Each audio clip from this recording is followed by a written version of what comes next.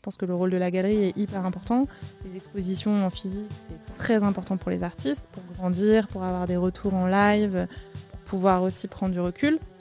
En revanche, il ne faut pas se priver de toute la puissance du digital. Donc c'est vraiment la mission de Singular depuis le début, avec aussi la notion d'international, qui de manière très contre-intuitive aussi, n'était pas du tout présente sur l'organisation du marché de l'art.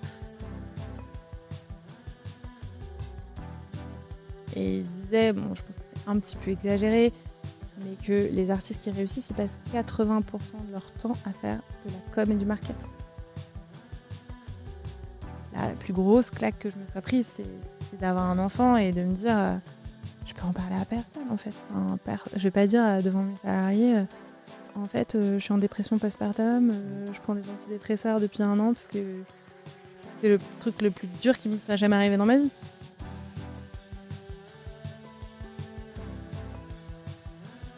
Bah, l'art, quand tu dis l'art, enfin plus généralement la culture, tu vois, pour moi c'est ressentir des émotions à travers, enfin activer des sensibilités et des parties de ton cerveau qui sont moins rationnelles. Et je pense que ça m'aide juste à vivre en fait. Salut Vera, comment ça va ? Salut Andrea, très bien. Merci d'avoir accepté cette invitation. Avant de démarrer ce podcast, je voudrais faire un petit clin d'œil à Denis Failleul. Parce que je trouve qu'on parle pas assez de lui, on le voit assez peu dans les médias. Il aime pas trop parler. En fait, c'est ça, ok. Il préfère être dans l'ombre, non ? Voilà. Ok, c'est marrant. Il y a beaucoup d'entrepreneurs qui aiment bien être dans la lumière. Tiens, voilà, il y a des entrepreneurs aussi. Et et du coup, c'est assez agréable quand tu es son associé et que tu montes une boîte avec lui, parce qu'il a vraiment envie de te pousser, de t'accompagner et que ce soit toi qui sois dans la lumière. Donc, c'est sa personnalité, mais c'est, je pense, aussi sa manière d'accompagner les entrepreneurs. Ok, bon, moi je voulais lui faire un petit clin d'œil, sachant que donc lui, il a fondé La Fourchette, c'est ça ? Il a fait plein de boîtes. Okay. Parce que La Fourchette, c'est déjà un énorme succès tech en France. Exactement, et en plus, il était CTO et CMO. Donc, c'est à lui qu'on doit le fait d'avoir inventé les discounts. C'est marrant parce qu'aujourd'hui, il y a CTPO, tu sais, le CTO qui s'occupe aussi du product. Et lui, c'est CTMO, ça n'existe pas. Ouais. Il était à la fois responsable technique et marketing. C'est assez rare, ça, quand même. Ouais, il a un gros acumen business. Et donc, effectivement, c'est ça aussi qui est intéressant, c'est que nous, il nous a accompagnés au début de Singular. C'est en fait le premier associé que j'ai rencontré. C'est le fait de vouloir travailler avec lui qui a été vraiment à la jeunesse de Singular. Et il peut t'accompagner sur une multitude de sujets. Puisque à la fois le côté technique, tu te dis ok, comment on va monter la plateforme, à quoi il faut qu'on fasse attention. Moi, tu vois, j'avais des envies produits, de présentation des artistes d'une certaine manière. Je me disais, est-ce que c'est possible ? On essaie de trouver des solutions. Voilà. Et en même temps, ok, c'est quoi le business model ? Qu'est-ce qu'on va avoir comme stratégie d'acquisition ? Donc tout un tas de sujets. Il est complet, quoi. Voilà, quasiment tout, sauf le branding et la com externe. Ok. Souvent les CTO, bon, je ne devrais pas faire de préjugés, les CTO qui sont pas bons en branding, ça serait pas bien. Surtout qu'il y a des CTPO qui sont sur le produit aussi. Je crois que tu as interviewé le CTO de Alan, Exactement. qui est plutôt très bon en podcast. podcast. En plus, tu as raison. Non, mais en tout cas, donc Denis Failleul, donc c'est ton associé aujourd'hui. Ouais, tout à fait. Donc lui, en fait, il a créé La Fourchette, il l'a revendu, et ensuite il a créé un startup studio entre guillemets où en gros, il cherche à s'associer uniquement avec des femmes. Au début. Ouais. Au début, l'idée, c'est d'avoir il cherche des CEO femmes. Il essaie d'avoir des équipes mixtes. Et comme c'est plus dur d'avoir des femmes CEO, et du coup, il commence d'abord par trouver la femme. Et ensuite, on constitue les équipes mixtes. Donc, effectivement, il a accompagné tout un tas de boîtes. Mais en fait, il est parti du constat que, suite à La Fourchette, il avait accompagné l'équipe de Mano Mano. C'est 2 hommes. Et l'équipe de Zensoon, qui a ensuite été revendue à Treatwell. Et c'était 2 femmes, et ils voyaient bien la différence, le manque peut-être de diversité qu'il y avait, et il s'est dit ce serait intéressant de monter pour le business, pour vraiment des pures questions de performance, je pense, au début. Il a accompagné aussi Treatwell, ça je savais pas. La Zensoon qui a été rachetée par Treatwell, ouais. Ok, il a accompagné Mano Mano aussi, donc il a quand même un bon track record. Il a un très joli track record. Alors, dans son modèle d'association, dis-moi si je me trompe, mais en gros, il aide à trouver le projet, à créer l'idée avec la personne, à trouver les associés. Et en gros, lui, il prend 20% de la structure. Ouais. Donc, j'ai fait mes petits calculs de cap table. Dis-moi si je me trompe pour Singular. Donc, vous étiez 2 associés. Non, quand on a monté la boîte, on était déjà 4.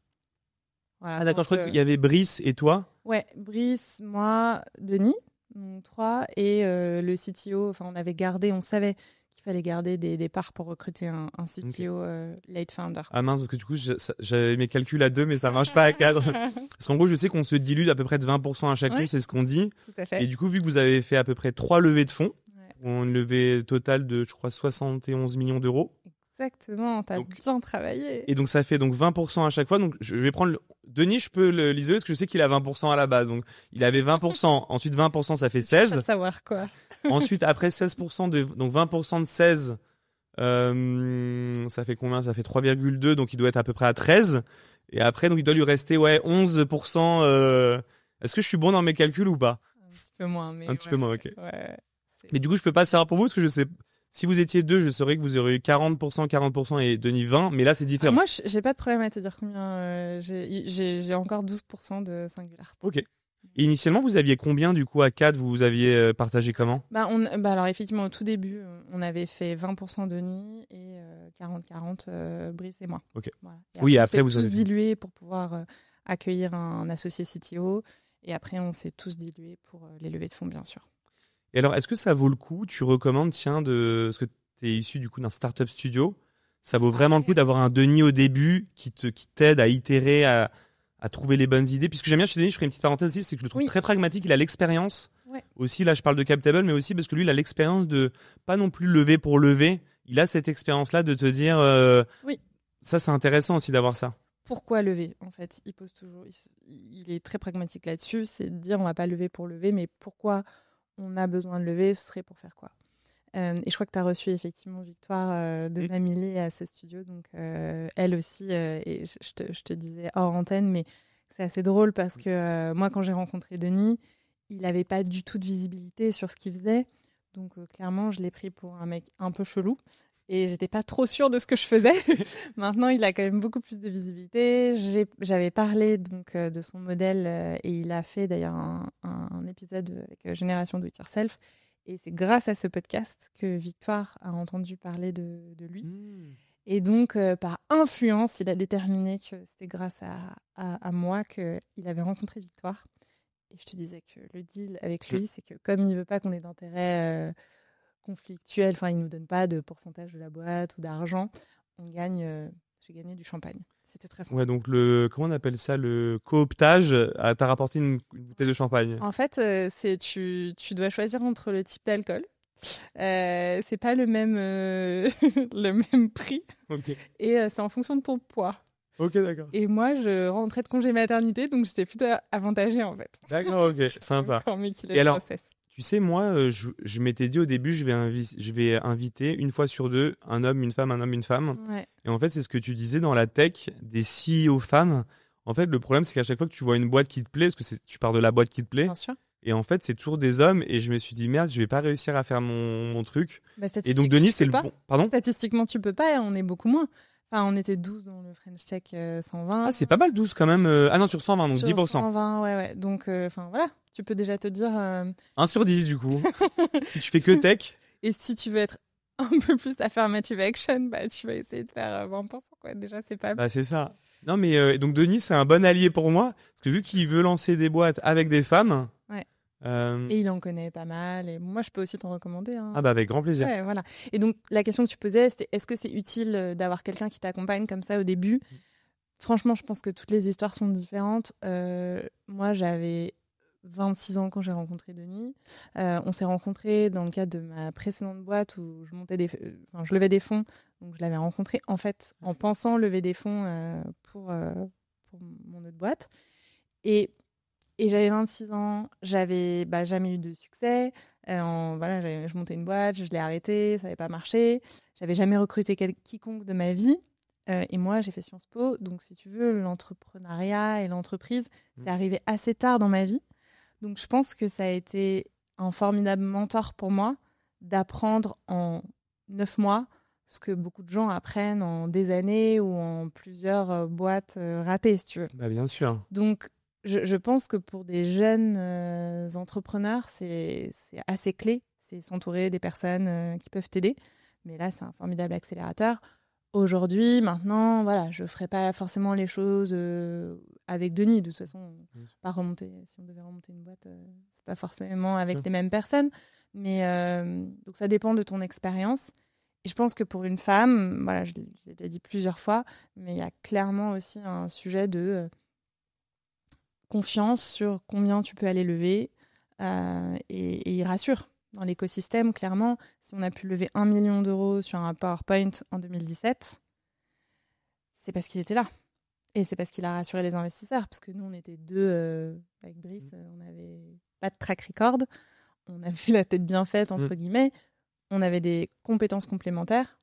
Mais pour aller lever 1 million... voilà. Puis en plus, une boîte tech, c'est bien d'avoir un ancien CTO. En plus, entrepreneur, il a quand même pas mal de mélange de compétences intéressantes à avoir au début. Et effectivement, quand tu as 25-26 ans, tu as un super parcours universitaire, etc. Mais tu n'as peut-être pas encore l'expérience entrepreneuriale. Là, ça peut valoir le coup. Par contre, quand tu as déjà lancé plusieurs boîtes... j'avais une question. Est-ce que ça t'a posé un frein d'être une femme pour lever des fonds ? Pour lever des fonds, franchement, je pense pas. Tu as dit, heureusement qu'il était là au début pour lever des fonds sur un PowerPoint. Bah voilà, mais ça, je pense qu'on serait 2 mecs, 2 femmes. Enfin, si t'es 2 femmes, statistiquement, clairement, t'as moins de chance. Hein. Il y a une étude d'ailleurs Il y a une étude, genre 2%. Genre C'était quoi ? C'est Sista quelque chose, non Et Sista, elles font un super travail pour montrer qu'il y a un vrai enjeu de financement. C'est quoi ta probabilité, du coup, si t'es 2 femmes et que tu veux lever des fonds ? 2%. 2%. C'est plus une trentaine de pourcents quand tu es une équipe mixte, pour le coup. Mais je pense que c'est plutôt sur le montant que tu lèves. Tu vois. Moi, j'aurais fait je pense qu'on est plus peut-être conservatrice, où on essaye de se dire qu'on va optimiser les coûts, qu'on va pas faire de gaspillage, qu'on va pas recruter à tout va. Tu vois, le scale, je pense que de se dire qu'on va perdre beaucoup d'argent parce que juste il faut scaler rapidement, moi c'est encore un truc avec lequel j'ai du mal. Et tu vas rigoler, j'ai reçu Mathias de Trade Republic, ils ont fait des stats que les femmes sont plus consciencieuses pour gérer les budgets que les hommes, à ce qui paraît, et ça m'étonne c'est des stats après, mais du coup, c'est vrai que souvent dans les couples, tu vois, il y a les femmes qui gèrent le budget du foyer, tu vois, parce qu'elles sont plus consciencieuses, elles gèrent mieux. Ou alors parce qu'on nous a appris à gérer, on nous demande de gérer le foyer, du coup on se dit qu'on va gérer la boîte comme le foyer. Et je pense qu'en termes de mindset, du coup, c'est pas oser prendre des risques ou quoi. Enfin, je pense pas que ce soit lié à ça. C'est plutôt de se dire, moi, balancer de l'argent par les fenêtres juste pour faire des tests, bah faut que je me reset, quoi. C'est contre-intuitif en fait pour toi. C'est complètement contre-intuitif. Donc aller lever 1 million. Alors que bon, pour lever... Voilà, mais en fait, tu sais très bien que c'est pour gagner du temps, c'est pour pouvoir durer longtemps si jamais ton hypothèse de départ n'est pas la bonne et que tu dois pivoter. Et tu vois, nous, on a levé... notre dernière levée, elle remonte de novembre 2021. On a levé 60 millions. On vit encore sur cette levée de fonds. Et on a fait des erreurs qui... n'ont pas coûté trop cher à la boîte, enfin, ça a coûté quand même cher, mais on a pu faire une multitude de tests et survivre à la période, à la crise, parce qu'on avait levé autant d'argent. Mais tu m'aurais demandé en 2021 combien il faut lever, je t'aurais dit 30 millions. Mais si on avait levé que 30 millions, on serait mort aujourd'hui. Bien sûr. Mais ce qui est énorme, c'est que vous avez aussi été très pragmatique au début, parce que je sais que quand vous avez levé au début, vous êtes resté avec une équipe super lean. Je me rappelle plus exactement qui s'occupait de quoi, mais en gros, toi, c'était le produit, je crois. Ouais, alors la manière dont on était qu'aussi. Vous avez peu recruté, quoi. C'est que vous êtes resté quand même. Il y a des startups qui vont plus vite quand même. J'ai l'impression que vous êtes resté super lean. Et ça, je me demande si c'est pas la patte de Denis aussi un peu qui a aidé là-dessus. Oui, peut-être. Mais par contre, il nous encourageait aussi à recruter. Tu vois, moi, c'est pas forcément quelque chose que j'aurais fait tout de suite. Mais au moment où on a levé des fonds, tout de suite, on a embauché en CDI quelques personnes. Tout de suite, on a lancé le site. Et ce qui fait que en fait, souvent, quand tu lèves, tu recrutes toujours trop tard. Donc, voilà, il avait cette capacité d'anticipation en nous disant on n'a pas encore closé, mais faites des entretiens d'embauche. Tu vois. Et ça, c'est pareil. Il faut que, quand tu as 26 ans, c'est bien qu'il y ait quelqu'un de plus expérimenté qui te dise fais-le. Mais tu disais dans un podcast que vous étiez resté un an et demi avec genre un CTO, toi sur le produit, les cofondateurs limite à gérer la boîte. Oui, tout et à ça, fait. c'est pas commun. Vous êtes resté lean en termes d'équipe, on va dire pendant un an ou deux, tu disais dans un podcast. Alors en fait, ce qui s'est passé, c'est que pendant un an, on a mis en place le business model, on a levé des fonds. Et en fait, du coup, pendant cette période-là, effectivement, on n'était pas beaucoup. On était tous les 3. Et à partir du moment où on a, je pense que ça à peu près un an, un peu moins d'un an, 9 mois, on s'est dit, OK, là, on va lever, on a une term sheet, on va signer. Du coup, on s'est mis à recruter des équipes. Okay. Mais le site, on l'a lancé, on avait déjà 4 stagiaires et 2 ou 3 CDI quand même. Voilà. Et ok, donc on va passer maintenant un petit peu à Singular, que tu nous racontes un petit peu comment ça marche. Moi, ce que j'aime bien, c'est En fait, je trouve que plus un métier est traditionnel et ancien, plus il est difficile à bouleverser et à disrupter. Moi, c'est ce que je préfère. C'est-à-dire que, tu vois, monter une boîte dans un secteur où il y a déjà plein de choses qui sont montées, j'ai plus de mal à imaginer ce que je vais pouvoir apporter. Et je pense que ça rejoint aussi plein de gens qui se disent « Ah, j'ai pas la bonne idée, etc. » Probablement, j'ai souffert aussi de ce complexe, puisqu'encore une fois, je te dis, moi, je viens pas du monde de l'entrepreneuriat. Mais j'ai eu le déclic entrepreneurial au Congo-Brazza. Et quand j'étais au Congo-Brazza, quand tu es probablement dans beaucoup de pays africains, tu as 1000 idées parce qu'il y a 1000 choses à faire. Oui, ça je sais. Et en fait, quand tu arrives en France, tu te dis waouh, tout a déjà été fait. Donc moi, je pense que comme j'ai aussi cet ADN, je pense que là, ça vient plutôt de Sciences Po, de challenger le statu quo, se dire comment on peut bouleverser les choses, avoir un peu l'esprit critique et se dire c'est pas parce que c'est comme ça depuis des années que ça doit être comme ça encore dans les 10 prochaines années. Et pourtant, plus c'est difficile à disrupter parce que plus c'est là depuis longtemps. Par exemple, tu prends l'immobilier, on dit qu'il y a immobile dans l'immobilier. J'ai reçu Raphaël de Matera qui s'attaquait au syndic de copropriété. Et ça, tu vois, c'est un secteur, tu te dis putain, mais c'est tenu par les mêmes acteurs depuis depuis toujours, depuis que ça existe. Tout à fait. Tu t'attaques à un secteur comme ça. Et alors, s'attaquer à l'art, je trouve que c'est un métier aussi compliqué dans le sens où même les artistes, je sais pas si c'est si c'est inné ou intuitif d'aller sur le digital pour eux, étant donné que souvent ça peut être aussi des artisans. T'es un peu artiste/artisan.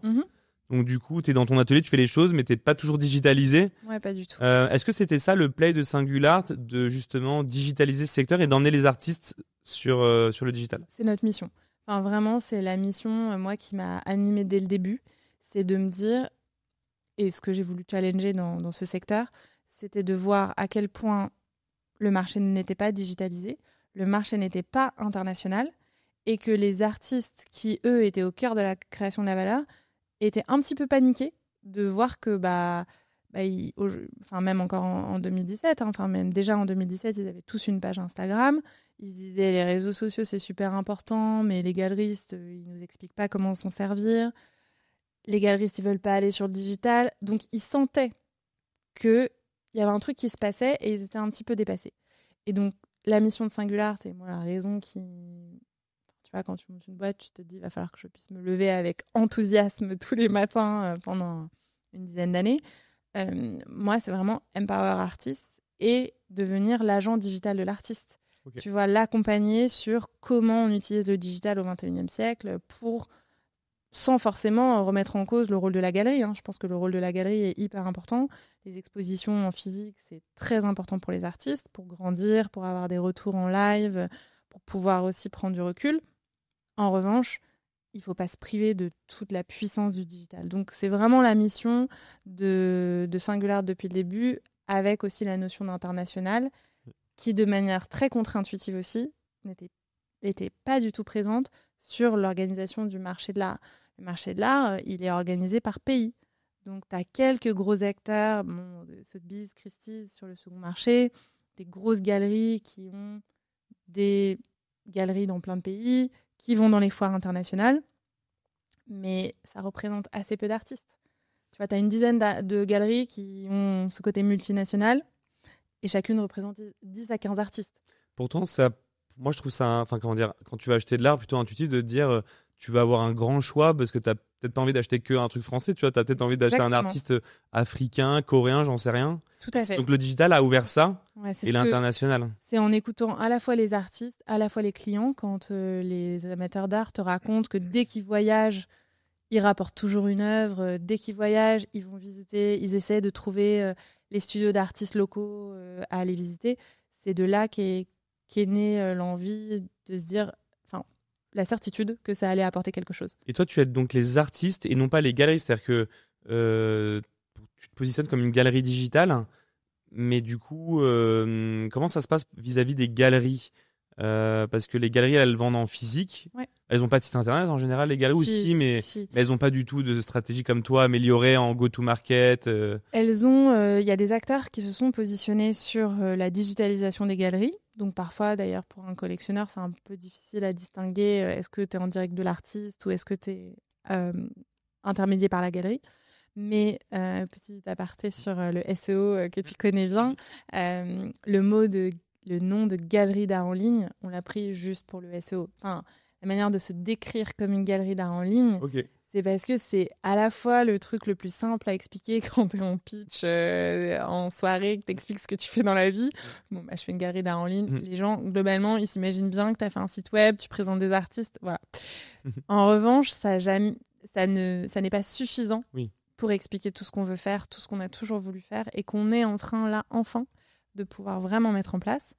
Et donc, on est en direct des artistes, effectivement. Alors, petite aussi ajout, mais sur Singular, les amateurs d'art peuvent aussi trouver des Dali, des Picasso, des gravures, des lithos, parce que c'est un besoin du collectionneur de se dire, c'est pas parce que j'achète un artiste contemporain vivant que j'ai pas envie d'avoir une litho de Dali. Et d'ailleurs, dans un petit peu le parcours de je deviens collectionneur, il y a beaucoup de collectionneurs qui disent j'ai toujours acheté beaucoup d'art, mais le jour où je me suis vraiment considérée comme un collectionneur, c'est le jour où j'ai eu un nom très célèbre. Oui, je comprends. Voilà. Même si c'était pas une somme incroyable.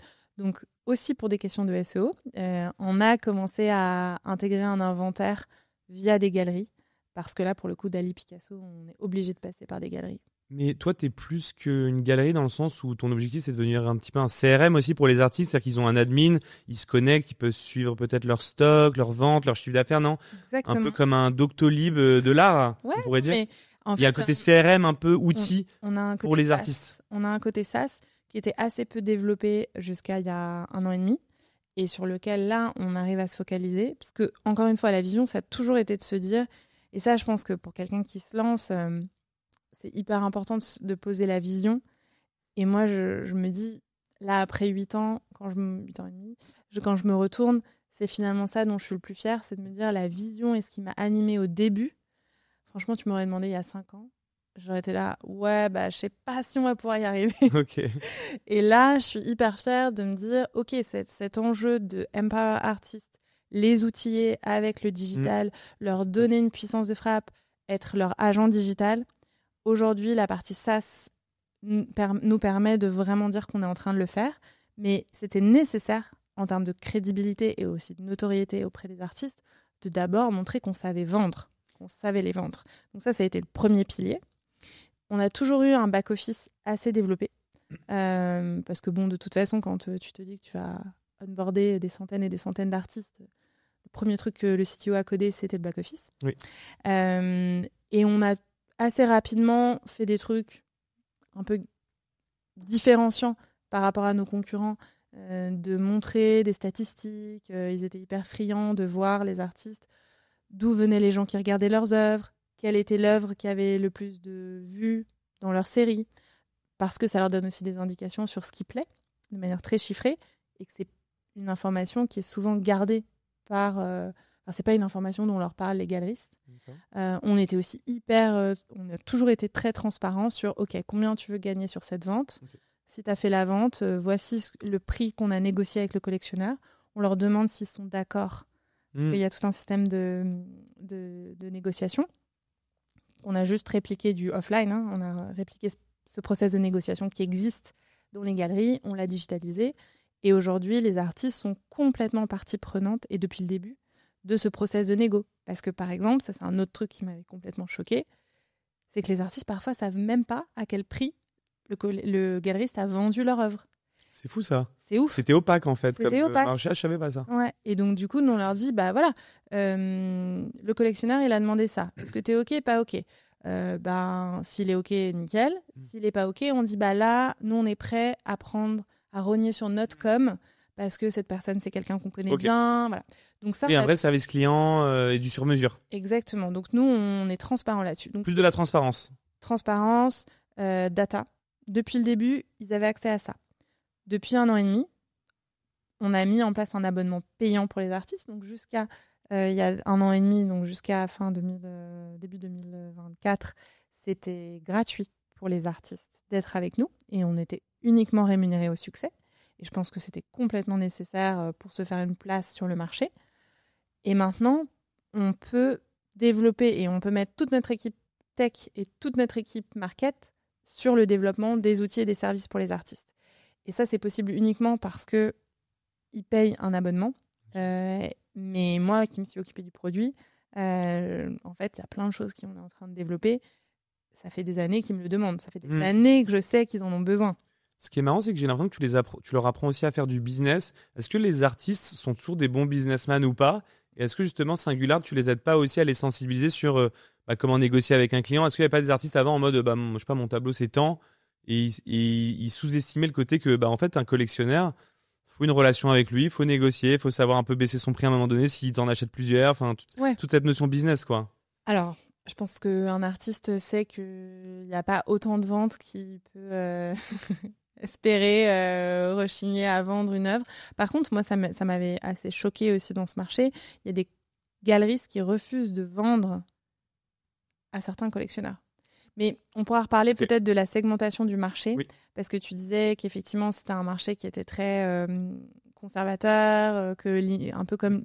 Et je dois dire que par rapport à tout ce qui peut se passer dans l'immobilier, on retrouve quand même certaines choses sur le marché de l'art haut de gamme, haut de gamme au sens haut du panier. Et je pourrais te parler un peu de l'expérience que j'ai essayé de monter une offre pour le marché haut de gamme, et je me suis heurtée à ce genre de choses. Ça m'étonne pas. Je pense que si nous, on avait pris le segment en dessous de 10 000 euros, et du coup, ça nous a permis à la fois d'aller toucher des artistes auxquels on pouvait vraiment apporter quelque chose, et d'attirer une clientèle qui pouvait, sans trop se poser de questions, acheter en ligne pour 2-3 000 euros. Mais donc, pour répondre à ta question, petite digression, les artistes, on les sensibilise surtout, on essaye de renverser un peu le truc de vous êtes entrepreneur, en fait. Donc, il y a des choses que vous devez faire. Et l'autre jour, j'ai fait un webinaire avec un Allemand qui s'appelle Magnus Reich, mais qui vit aux États-Unis depuis longtemps. Et il disait, je pense que c'est un petit peu exagéré, mais que les artistes qui réussissent, ils passent 80% de leur temps à faire de la com et du market. Voilà. Ah, c'est la notion, j'aime bien cette notion de 20% production, 80% distribution. Ouais. Pareil, par exemple, quand tu écris un livre ou quoi que ce soit, en général, ce ratio-là, il est vrai partout, quoi. Exactement. Donc, ça a un peu titillé les artistes, tu vois, d'entendre ça. La semaine dernière, je sais, j'ai eu beaucoup de retours de « Waouh !» Donc, en fait, je me sens moins coupable de ne pas passer autant de temps au studio parce que juste, c'est nécessaire de passer du temps à exposer, à aller démarcher des nouvelles galeries, à mettre à jour mon portfolio sur Singular, à réfléchir à mes prix. Moi, il y a un autre enjeu sur lequel on commence à accompagner certains artistes, et j'espère vraiment que c'est le prochain truc qu'on va pouvoir challenger sur le marché, c'est la fixation du prix. C'est quand même le truc le plus dur à comprendre dans le marché. Moi, je ne suis pas sûre d'avoir compris. Il y a des énormes différences par pays, parce que les marchés locaux sont différents. Encore une fois, nous, on est venu créer un marché international. Donc, pour un artiste français, se pricer sur ce marché international, c'est hyper dur. Tu vois, à CV égal, tu as des différences de ouf entre un artiste qui a fait, 25 ans de carrière en France, qui a toujours vécu de son travail, et le même artiste aux US. Ou alors, un young graduate d'une école d'art à New York qui va pricer son œuvre aussi cher t'es un mec qui fait ça depuis 30 ans en France. Ok, ouais. Voilà. Et je te laisse imaginer quand tu vis en Croatie. Enfin, j'étais en train de me dire, on fait du dumping, quoi. Enfin, ouais, je comprends ça. Et l'autre truc qui m'anime aussi pas mal, c'est de rendre le marché vraiment inclusif et de présenter une diversité de géographie, de nationalité et de genre, parce que c'est connu, il y a quand même beaucoup de femmes qui peignent, qui font de la photo, voilà. Je pense que dans la population, tout le monde se dit, voilà, y a autant d'artistes femmes que d'artistes hommes. En réalité, sur le marché, celles qui arrivent à accéder à un revenu régulier de leur travail, on est plus à, je pense, 20%. Et moi, je voyais ça en 2017, quand je regardais juste le nombre de femmes représentées dans les galeries. On était à 10-12%. J'avais fait des stats. Et donc, j'avais regardé ça. Et là, je m'étais dit, waouh, déjà, ça, c'est un truc qu'on va pouvoir changer. Aujourd'hui, il y a beaucoup d'efforts qui sont faits pour que les galeries représentent plus de femmes. Donc, ça a changé. Mais nous, depuis le début, on représente plus de 50% de femmes. Génial. Et on a commencé à faire des études statistiques, parce que je regardais un petit peu, mais ok, on représente 50% de femmes, on a à peu près 50% de vendeuses et d'artistes qui vendent, et d'artistes femmes et qui vendent, et 50% d'artistes hommes qui vendent, donc bon, trop bien. Par contre, en termes de revenus, on était plutôt autour de 44% de revenus redistribués à des femmes, et le reste à des hommes. Donc on a commencé à faire des études, ça remonte un petit peu là, à 2022, mais on avait vraiment identifié qu'il y avait 24% à CV égal, taille d'œuvre égale, pays similaire, tu as 24% de différence en termes de pricing.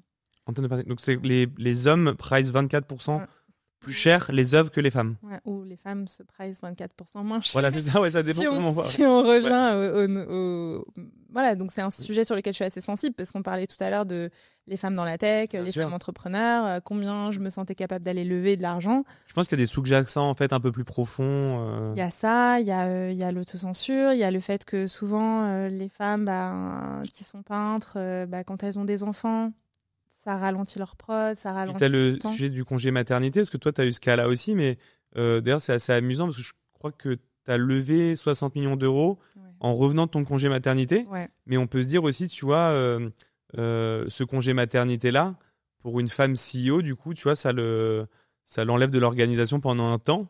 Et du coup, ça joue peut-être aussi sur le fait qu'il y en ait moins, tu vois. Alors, c'est un vaste sujet. Si tu mets le doigt là-dessus, là, je peux parler pendant Ok, d'accord. Non, du coup, ça m'intéresse. Il y a plein de choses à dire autour de la maternité. C'est plus complexe que peut-être ça aussi. Il y a peut-être plein d'autres sujets, j'imagine. Mais... Oui, parce que déjà, j'ai eu la chance de pouvoir prendre 3 mois en n'allant pas au bureau. Je dirais pas que j'ai pris un temps complètement off. Ok. On va être. Tu bossais un petit peu, t'allumais ton ordinateur quand même un peu. En fait, c'est quand tu passes ta journée sur ton canapé avec un enfant, c'est pas très interactif. Donc, je regardais beaucoup mes mails sur mon téléphone. Okay. Je pense que je suis devenue addict à LinkedIn à ce moment-là. Ouais. Il y a beaucoup de femmes qui le disent. Que le congé mat, ça provoque ça. C'est pratique si dans le canapé avec ton enfant, tu peux t'ouvrir ton téléphone. Exactement, ce qui est bon. Ça peut occuper, non, plutôt que de rien faire et de regarder le plafond. Exactement. Mais j'ai eu la chance, effectivement, de ne pas avoir de trucs à réaliser. J'avais pas de management à faire. Enfin, voilà, ça c'était quand même super. Mais j'ai quand même monté à distance la plateforme qu'on a montée qu'on a lancée en novembre 2021 qui s'appelait Balthazart pour les artistes amateurs. Ok. En fait, on s'était dit à ce moment-là, on s'était dit que c'était que nous, comme on faisait une sélection, on travaillait qu'avec des artistes qui étaient déjà professionnels. On avait plein de choses à apporter à des artistes qui voulaient se professionnaliser, qui commençaient à se dire tiens, j'aimerais bien réduire mon temps sur mon autre job, voilà, comment je fais. Puis ça vient dans la segmentation du marché, il y a tout un segment d'amateurs qui adorent faire de l'art. Exactement, donc on a lancé Balthazart. Et ça, je l'ai fait au téléphone en poussant ma poussette. Et ensuite, tu as levé 60 millions d'euros. Exactement. Et Balthazart, aujourd'hui, n'existe plus puisqu'on l'a mergé avec Singular. Puisqu'au moment où on a rendu Singular payant et qu'on a... C'était un formidable lab, ça pour le coup, en termes d'entrepreneuriat. C'était hyper intéressant de pouvoir se dire, on a lancé un truc, on a complètement une spin-off, donc on a mis... 2 entrepreneurs, intrapreneurs, à monter ça. Nous, on essayait d'avoir une logique avec Brice d'investisseurs. Donc, on les voyait à intervalles réguliers, on les conseillait, etc. Mais voilà, on n'allait pas micromanager. Ils avaient un budget, on essayait de respecter. Et on a appris énormément sur le modèle d'abonnement, puisque Singular à l'époque était gratuit.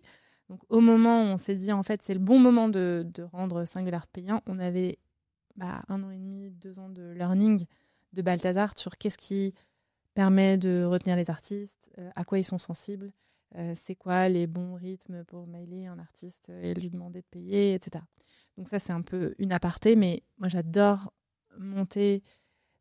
certes, c'était mon congé maths, mais lancer un truc qui n'existe pas, c'est mon kiff absolu. Donc... Oui, c'est pas comme un travail. Je dis toujours aux gens, parce que les gens qui n'ont pas connu ce que c'était la passion dans le travail ont du mal à imaginer que les gens peuvent travailler par passion ou plaisir. Et je pense que quand tu kiffes vraiment ce que tu fais, on peut pas considérer ça comme du travail, quoi. C'est un plaisir. C'est un plaisir. Alors forcément, c'est un trade-off sur d'autres trucs que tu pourrais faire dans ta vie. Clairement. Mais il y a des gens, leur hobby, je sais pas, c'est de jouer au golf. Il y en a d'autres, c'est de développer des projets, tu vois. Exactement. Et ça, moi, développer des projets, ça a toujours été mon kiff. Et du coup, j'ai oublié le fil de ta question, c'était la maternité. Il y a plusieurs enjeux. Il y a déjà moi, quand j'ai lancé Singular, j'avais lu Sheryl Sandberg, Lean In, son bouquin sur En avant tout en français. Et je garde encore cette anecdote en tête. Je crois qu'elle le dit dans un TED Talk, qu'il y a plein de femmes qui prennent des décisions à 20 ans, tu vois, donc entre 20 et 27 ans, par anticipation du fait qu'elles vont avoir des enfants un jour, qu'elles en veulent. C'est dingue ça, je savais pas. Et donc, moi, très honnêtement, à 26 ans, j'avais déjà monté un projet, j'avais arrêté. Je me suis dit, bon là... j'ai intérêt à le réussir parce que à 30 ans, tic-tac, tu vois. Je le savais. Et je pense que ça te conditionne forcément. T'essaies de... Voilà. Mais en vrai, moi, j'avais quand même ce truc-là. Tu vois, de me dire, si ça marche, je vais être mère pendant l'expérience, quoi. Donc, il va falloir que je fasse en sorte de me dire, ça va être quand le bon moment. Je pense aussi que le fait d'avoir voulu avoir dès le début des femmes à mon board, c'était non seulement parce que tu vois, quand j'essayais de visualiser un board, je me disais si je suis la seule meuf entourée de 10 mecs à parler business, ça va me stresser, quoi. Je vais pas me sentir en confiance, je vais être moins bonne en termes de leadership. Je sentais que ça allait être négatif pour moi. Aujourd'hui, c'est que des femmes ou c'est voilà. Non, maintenant aujourd'hui en série B, on n'est que 2 femmes. Ok. Mais jusqu'à la série B, on était un board complètement paritaire, il y a même plus de femmes. Ok. Voilà. Et donc dès le début, tu voulais pas être la seule femme en tout cas. Tu voulais des femmes autour de toi. Exactement. Donc j'avais fait en sorte d'avoir des business angels femmes. Il se trouve qu'à la BPI, notre chargée d'investissement était une femme. En série A, on a eu la grande chance que notre lead investor soit Audrey Soussan de Ventech.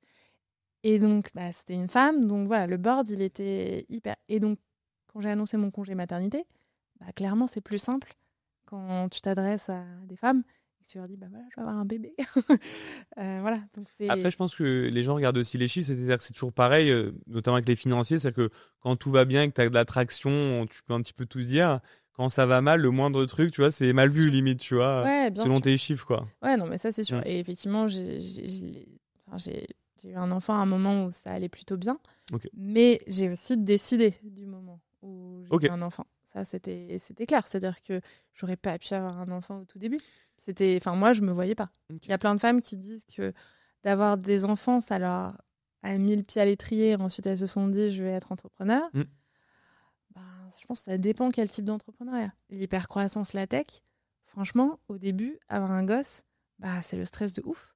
Et tu as besoin d'avoir... Et donc là, récemment, je lisais un super bouquin qui s'appelle My Year of Yes de Shonda Rhimes, la nana qui est la productrice et scénariste de Grey's Anatomy, notamment. Je noterai tous les livres que tu conseilles depuis le début en ressources, en description YouTube pour les gens qui veulent le découvrir. C'est trop marrant, c'est My Year of Yes, et elle a tout un chapitre sur le fait de dire, en fait, si j'ai réussi tout ça, c'est parce que j'ai une nounou. et que j'ai quelqu'un à la maison qui gère ma vie. Et voilà, je pense que ça a été aussi quand j'ai pris mon congé mat, j'ai fait quelques calls avec des entrepreneurs. Et voilà, elles me disaient toutes, ma nounou, it's my saver. C'est parce que j'ai l'impression que ce discours-là, il n'est pas forcément bien vu en France et peut-être en Europe, versus peut-être aux États-Unis où ils sont plus décomplexés sur ces sujets. C'est pas que tu en parles, mais c'est un sentiment et c'est subjectif. Hein, mais j'ai l'impression que ces sujets-là, en France, on se dit que ça peut être mal vu. Par exemple, tu vois, si t'es une mère et que tu dis moi, je me suis organisée de telle manière, alors que par exemple, aux États-Unis, là-bas, c'est un peu la base. Moi, je dis, vraiment, il faut arrêter de culpabiliser les mères parce qu'il y a 1000... En fait, les organisations, ton orga, elles dépendent de tellement de facteurs qu'il faut bien comprendre le contexte de la personne qui te donne un conseil. Parce que quand tu as un gosse, tout le monde a des conseils à te donner. Seulement, les gens n'ont pas le même contexte que toi. Est-ce que tu as tes parents dans la même ville? Sûr, ouais. Est-ce qu'il fait Il y a tellement de paramètres. T'as quel âge? Ton conjoint, il a déjà des enfants dans sa famille? Rien que tes parents qui habitent à côté ou pas, ça change tout. Ça peut tout changer. Ça change tout. Et donc, voilà, moi, par rapport à tous les paramètres, je pense que si je devais refaire, je ferais peut-être plein de choses différemment. Mais s'il y a un truc que je referais pas différemment, c'est d'opter pour la nounou. Et moi, elle a été... Elle m'a sauvé la vie, quoi. Mais c'est super d'entendre ce genre de discours, je trouve, parce que je trouve que même parfois les femmes entre elles se posent la question, tu sais, avec le sous-jacent un peu en mode et toi, que tu comptes faire comment avec ton enfant, en mode est-ce que tu comptes la laisser à une nounou ou pas, comme si c'était tout noir ou tout blanc, alors que je pense que la vie est plus subtile. Mais bref, c'est intéressant. Tu sais pas parce que t'as une nounou qui le garde quand t'es au travail que tu n'éduques pas ton enfant toi-même. Voilà, c'est ça, franchement, faut arrêter avec ce discours. Et puis entre 0 et 3 ans, faut pas non plus... Bien sûr. L'éducation, elle commence un petit peu après, quoi. Il y a plein de choses qu'il faut bien faire, il y a plein de bonnes pratiques et des habitudes qu'il faut donner.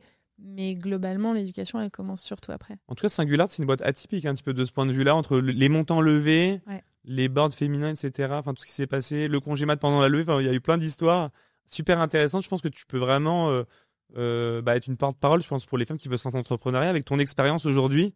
Tu vois, je pense que tu pourrais beaucoup les aider sur ces sujets, quoi, parce que t'as un petit peu tout connu, quoi. Ouais, pas tout, mais... Pas tout, non, mais pas mal de...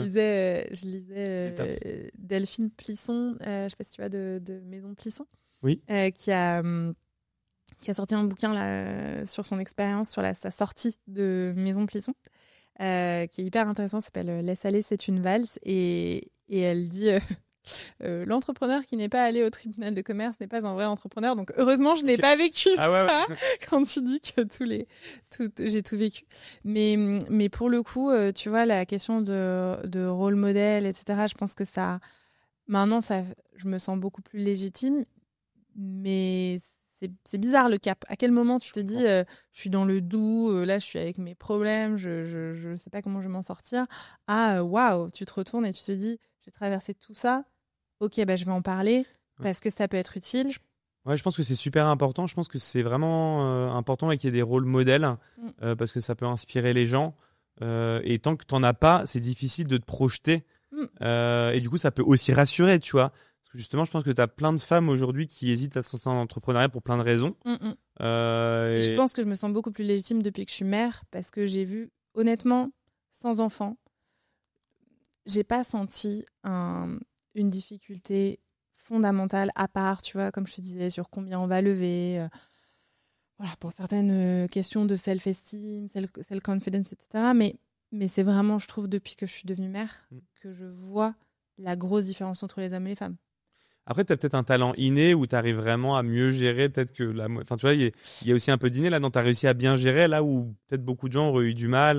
Ouais, après, je suis quelqu'un, je pense, je sais pas mais quand tu fais beaucoup d'introspection, moi, tu vois, le premier psy que j'ai vu, c'était à 10 ans. Tu vois, je suis très à l'aise avec le fait de dire quand je vais pas bien, je vais parler à quelqu'un. Et pour le coup, avec le recul, aujourd'hui, par rapport aux difficultés de Singular, je vois à quel point, quand l'entrepreneur va pas bien, quand tu as des difficultés dans ta vie perso, c'est hyper dur à gérer quand tu as une boîte. C'est vrai. Oui, si t'es pas bien dans tes pompes, ça se ressent dans le business. Ça se ressent dans le business, ça se ressent par rapport à tes équipes, dans ta relation avec les associés. Et je trouve que moi, même si j'étais armée, etc., je pense que la plus grosse claque que je me sois prise, c'est c'est d'avoir un enfant et de me dire, je peux en parler à personne, en fait. Enfin, je vais pas dire devant mes salariés, en fait, je suis en dépression postpartum, je prends des antidépresseurs depuis 1 an parce que c'est le truc le plus dur qui me soit jamais arrivé dans ma vie. Tu vois, c'est un truc D'ailleurs, on pourrait faire un petit clin d'œil. Je sais que tu as travaillé avec Mounia. Ouais. C'est 108 milliards sa société de coaching. Je sais qu'elle fait du coaching et qu'elle est très douée. Beaucoup de gens en parlent. Je mettrai le lien en description aussi. Ouais, Mounia. On peut lui faire un petit clin d'œil. Peut-être tu aurais un petit mot pour elle. Comment elle t'a aidé. Beaucoup de gens en parlent en bien. Alors en plus, ce qui est étonnant, c'est ce qui est amusant, c'est qu'elle faisait de l'investissement chez Isaïe avant. Exactement. Qu'elle a investi dans des super boîtes. Elle a été entrepreneur. Et aujourd'hui, elle fait du coaching pour les dirigeants. Ouais. Et j'ai l'impression que c'est l'une des meilleures. Nous, on se suit un petit peu sur LinkedIn, on se parle un petit peu. Ouais. Et je trouve qu'elle dégage quelque chose de... Enfin, tu sens qu'elle a beaucoup creusé les sujets et qu'elle est super pertinente. Je mettrai le lien de son site en description aussi. Et de son podcast. Et de son podcast. Elle est très décomplexante, tu vois. Moi, je l'ai eu à mon retour de congé mat en tant que coach pendant quasiment 1 an. Et aussi sur toute la période de levée de fonds. Et de transformation de ma boîte où tu vois, après en série B, tu vois, on a eu un CSE. Enfin, moi, je pense que c'est un des trucs les plus traumatisants.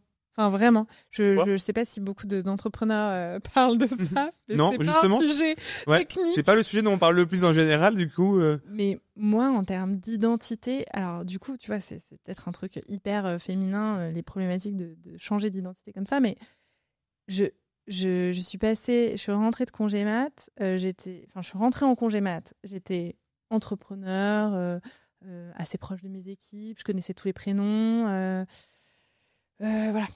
Et là, je rentre de congé mat, il y a genre 40 personnes dont je connais pas les noms, parce que je passe aussi beaucoup de temps à lever des fonds, donc tu vois, j'ai pas non plus le temps d'approfondir. Je n'ai plus d'équipe opérationnelle, je manage que des managers. Donc ça, par exemple, on peut en reparler, mais l'angoisse de ouf, j'aime pas faire ça. J'aime pas manager les managers. Okay. Tu préfères manager les gens qui sont sur le terrain ? Ouais, carrément. Et on lève de l'argent, donc là, dans la presse, tu deviens super sexy. Voilà, tu deviens pas une rockstar, mais si tu veux, tout le monde te connaît, quoi. Enfin, après, c'est pas une levée de 60 millions d'euros, c'est pas commun dans la tech. Non, et dans la culture, encore plus. Et donc, j'ai plein d'opportunités qui me tombent dessus, etc. Donc, je reviens de congé mat, je suis en postpartum de ouf. Et là, t'es en mode star. Et là, t'es en mode star. Et en plus, premier CSE, on me liste 14 points où on n'est pas conforme à la convention collective. Et là, je suis là, mais en fait, les gars, je pense que j'ai pas monté une boîte pour ça, en fait. Ouais, je comprends. De savoir si les ingénieurs vont voyager en première classe ou en seconde classe. Enfin, ok, on va parler des tickets resto, les gars, on va dire les choses, on va parler de vos bonus, machin. T'avais pas de RH pour gérer ça, non ? On n'avait pas de DRH. On avait une RH et ça a été incroyable d'en recruter une très, très tôt. Mais je pense qu'effectivement, le step de post-série B, il est assez ouf. Et on a recruté trop tard. Parce que vous avez cru tellement vite avec les recrutements, tout s'est un peu organisé. Voilà, donc, je t'ai pris des sujets un peu de grosses boîtes, alors que toi, t'étais encore en mode start-up, quoi. Et l'angoisse. Et je pense que je suis pas faite pour ça, tu vois. J'ai pas du tout envie de vivre ça. Et moi, il y avait écrit patron sur ma tête. Alors que, bon, en plus, de manière culturelle, je viens du monde du service public dans ma famille. Tout le monde est dans le service public. Donc, si tu veux, c'était hyper dur à gérer pour moi en termes d'identité. Et Mounia, pour le coup, super intéressant. On a vachement travaillé là-dessus. Cette étiquette, je trouve, du patron, je trouve que c'est quelque chose vraiment à travailler parce que c'est quand on est entrepreneur, tu vois, on peut ne pas avoir de mal à se mettre sur un pied d'égalité avec tout le monde et être plutôt tranquille sur ces sujets. Mais c'est vrai que dans l'inconscient collectif, le patron, c'est le patron. Mais je trouve que ça a beaucoup évolué quand même aujourd'hui, notamment grâce à la tech et tout ça. Et ça dépend de la taille de ta boîte. Ça dépend du nombre de salariés. Je pense qu'effectivement, en dessous de 100 personnes, ça va. Tu vois, tu peux garder tu peux être par exemple des centaines et être super accessible et pas dans ce côté le patron, comme à l'époque, on avait l'idée qui arrivait où les gens se taisent, tu vois. Dans son bureau, fermé, etc. Ouais, c'est ça. Et je pense que effectivement, c'est un truc. Faut se connaître pour savoir là où on est à l'aise et là où on l'est pas. Et je pense que du coup, si c'était à refaire, effectivement, dès le début, je déléguerais complètement cette partie-là à une DRH ou à voir mon associé qui, je pense, gère mieux les conflits comme ça. Parce que moi, tu vois, tu sors de la salle, je suis pas capable d'oublier ce qui s'est passé dans la salle. Enfin, tu vois, c'est un peu dur. Alors mon associé est a plus de facilité à faire ça. Donc, si je devais le refaire, je serais très à l'aise avec le fait que je n'aime pas cette étiquette, je n'ai pas envie de la prendre. Et donc, comment je fais en sorte de ne pas la prendre? Du coup, petit clin d'œil pour Mounia. Est-ce que tu aurais son nom? RK. Mounia RK. Ouais, de 108 milliards. Ça s'écrit comment, RK? ERKHA.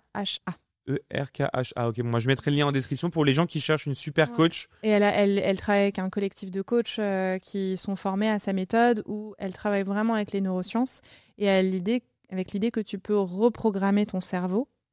Tu sais, c'est tout autour de... Bon, les gens sont peut-être plus familiers avec comment tu prends une nouvelle habitude. Quand tu te dis...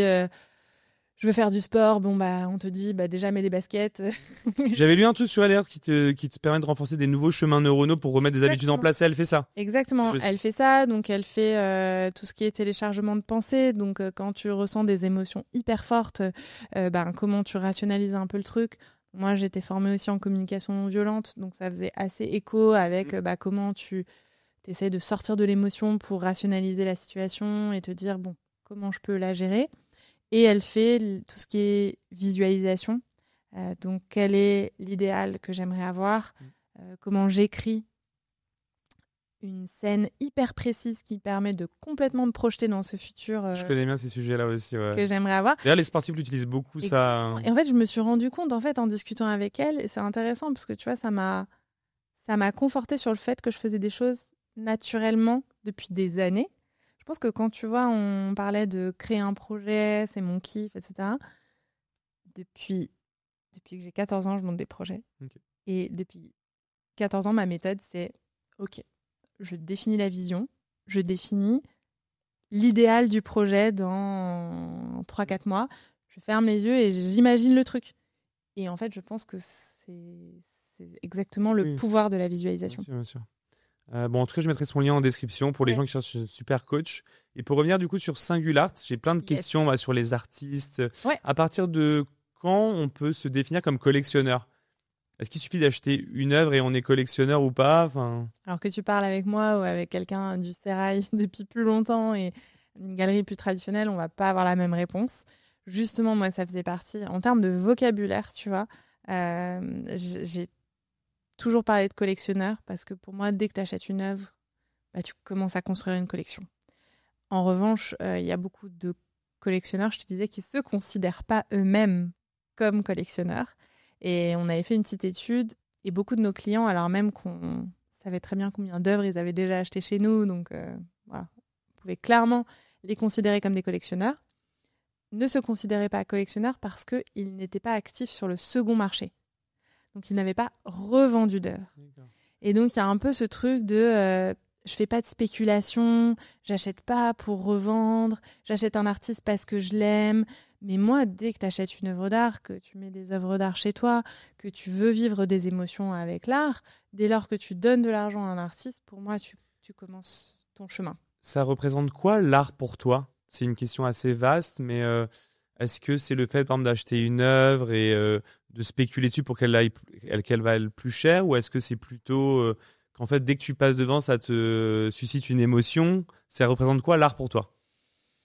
L'art, quand tu dis l'art, plus généralement la culture, tu vois, pour moi, c'est ressentir des émotions à travers, activer des sensibilités et des parties de ton cerveau qui sont moins rationnelles. Et je pense que ça m'aide juste à vivre, en fait. Que sans l'art, sans la musique, sans la lecture, je suis une grande lectrice, sans l'art visuel, la photo, tu ressens des trucs incroyables qui résonnent avec ton histoire. Parfois, tu comprends pas pourquoi une œuvre, elle t'a autant marqué. Grave, ça, c'est étonnant, ça. Et en fait, tu comprends pas pourquoi. Tu creuses, ça te fait un truc sur toi, mais quelqu'un passerait à côté, il aurait rien. Ouais, je me dis, en parlant là, je me dis, ce serait très intéressant de faire une nouvelle séance de psychanalyse. On te fait regarder une œuvre et on essaie de... C'est ça qui est fort dans l'art. Et alors, j'aime beaucoup le côté que tu parles de culture. C'est vrai qu'au-delà de l'émotion, ça te rapproche aussi de certaines cultures. Par exemple, je sais pas, tu regardes par exemple l'art africain. Je trouve que ça te rapproche tellement de la culture africaine, au-delà de l'émotion que ça suscite. Il y a aussi ce côté culturel, je trouve. Ouais. C'est de comprendre. Et du coup, c'est une autre culture. Et c'est cool d'un point de vue ouverture d'esprit, je trouve, parce que du coup, ça t'ouvre t'ouvres l'esprit d'une certaine manière. On enlève les barrières qui peuvent exister, soit par la langue, soit par les religions. T'es touché par quelque chose et tu peux être touché par quelqu'un qui vit des choses extrêmement différentes de toi. D'ailleurs, c'est toujours assez marrant de voir les collectionneurs qui ont des vies très très différentes des artistes. Et pourtant, ils sont extrêmement touchés parce que voilà, ils vivent pas du tout dans les mêmes mondes. Quand tu as beaucoup d'argent et que tu achètes beaucoup d'art, t'as pas le quotidien d'un artiste. C'est vrai. Et en fait, c'est quand même des gens qui se retrouvent là-dessus. Et ça, je trouve ça très beau. Ça réconcilie, ouais. Un peu comme le sport, on pourrait dire, tu vois, ça Exactement. réconcilie. Et la culture, en général, moi, je pense que quelqu'un qui lit, quelle que soit sa couleur politique, quel que soit son background, je vais avoir des choses à lui dire et je vais avoir des choses à échanger avec lui. Et tu vois, on en discute souvent avec mon conjoint parce qu'il travaille à l'Assemblée nationale et il lit énormément, beaucoup plus que moi, vraiment de manière compulsive. Et parfois, pour lui, c'est assez déstabilisant de se retrouver à avoir des discussions sur des bouquins avec des gens qui ne sont pas du tout de sa couleur politique. Mais en fait, ils vont pas parler de la loi qui est en train d'être passée là, à l'Assemblée. Ils vont parler de littérature. Et ça rapproche. Et ce qui est amusant avec l'art aussi, c'est ce qu'on se disait juste avant, c'est que tu sais pas vraiment...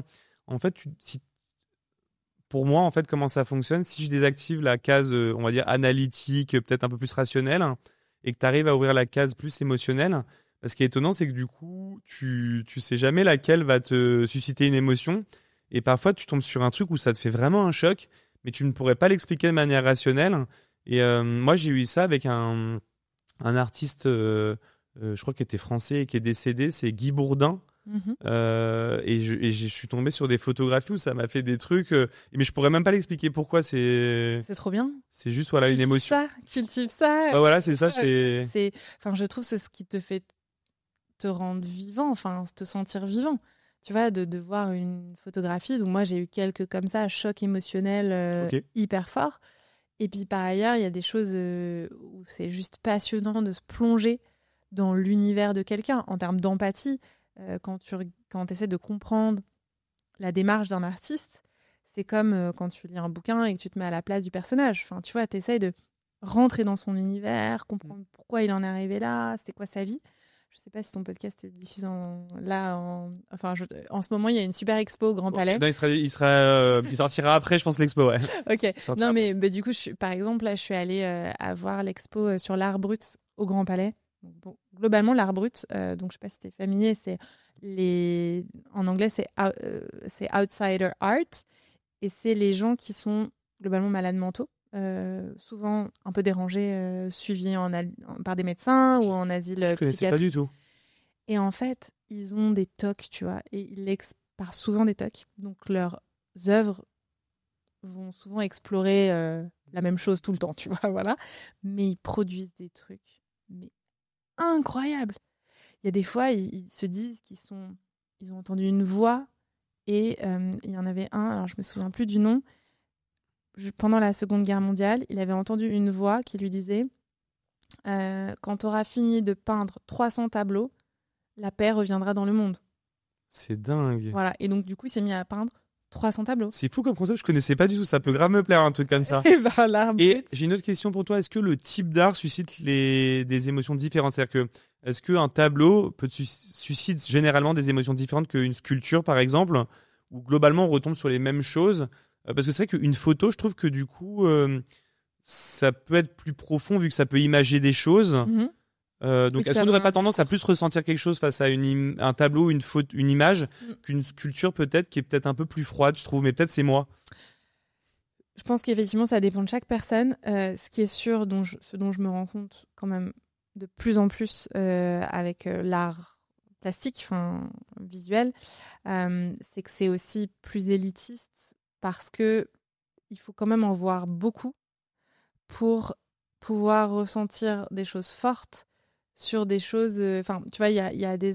Je pense que la peinture, ou peut-être la photographie, est le truc le plus accessible parce qu'on voit beaucoup de photos. Mais c'est bête, hein. Mais c'est parce que voilà, tu vois beaucoup de photos. D'accord. Pour d'autres trucs qu'aller dans un musée. Mais avec des sculptures, t'en croises beaucoup moins, quoi. T'en croises beaucoup moins, un peu dans la rue, machin. Et la peinture, il y a tellement de styles différents, il y a des choses très figuratives qui vont peut-être être plus simples à comprendre. Et la plupart des collectionneurs, et c'est ça qui est encore plus dur à changer dans ce marché, c'est que la plupart des collectionneurs sont sont issus de familles où il y avait une grande sensibilité à l'art déjà. D'accord. Donc ils ont un œil qui a été aiguisé depuis hyper longtemps. Moi, je viens pas d'une famille de collectionneurs, mais mon père est spécialiste de photographie et de peinture américaine. Il était prof et il enseignait ça. Donc on n'avait pas d'œuvre à la maison, enfin à part ses photos. Très bon photographe. Vous pouvez le retrouver sur Singular. On mettra le lien, tu nous donneras le lien. Des photos de mon père, ouais. Mon père a pensé à... Comment il s'appelle qu'on puisse le mettre en description YouTube? Jean Kempf. Et pendant 1 an ou 2, à la vingtaine, il s'est dit est-ce que je vais être photographe? Et puis non, finalement, il est parti sur une carrière universitaire. Mais du coup, à la maison, j'avais des centaines de bouquins de photos.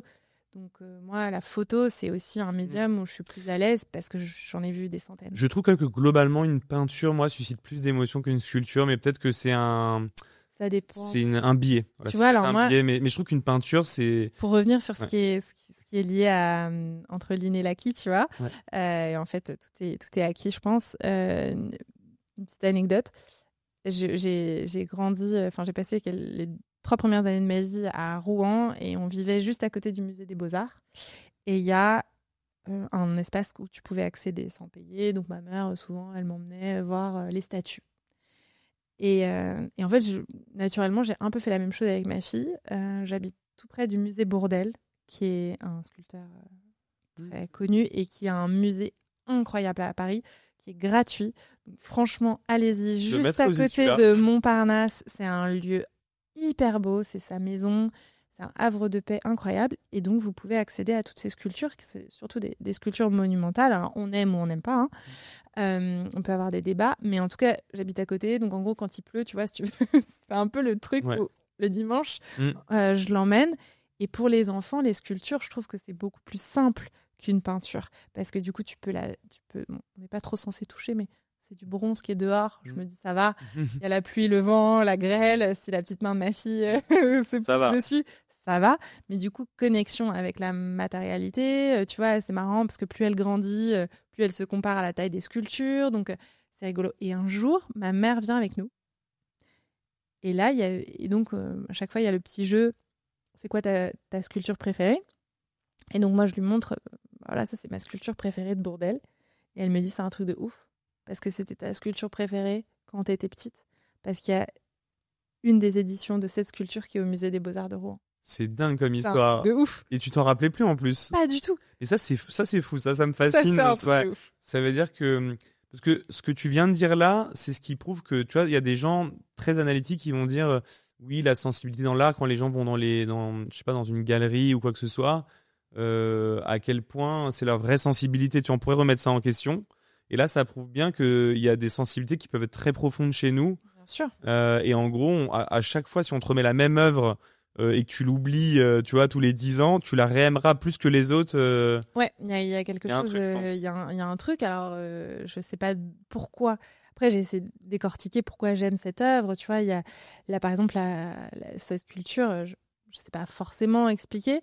Par contre, la photographie de Robert Capa, qui a été un peu le début de vraiment ma passion pour ce personnage, et ensuite mon intérêt vraiment pour la photographie, parce que j'ai découvert la première photo de Robert Capa à 14 ans, qui est plutôt le moment dans ta vie où tu te dis fuck les parents, je veux rien avoir à faire avec ce qu'ils aiment, etc. Et en fait, ça a été génial parce que c'était une super connexion avec mon père de m'intéresser aux artistes et aux photographes qui étaient dans sa bibliothèque. Et il y a autre chose aussi, c'est que c'est pas toujours l'art figuratif qui plaît le plus. Je pense à un artiste français qui est un des plus connus, Pierre Soulages.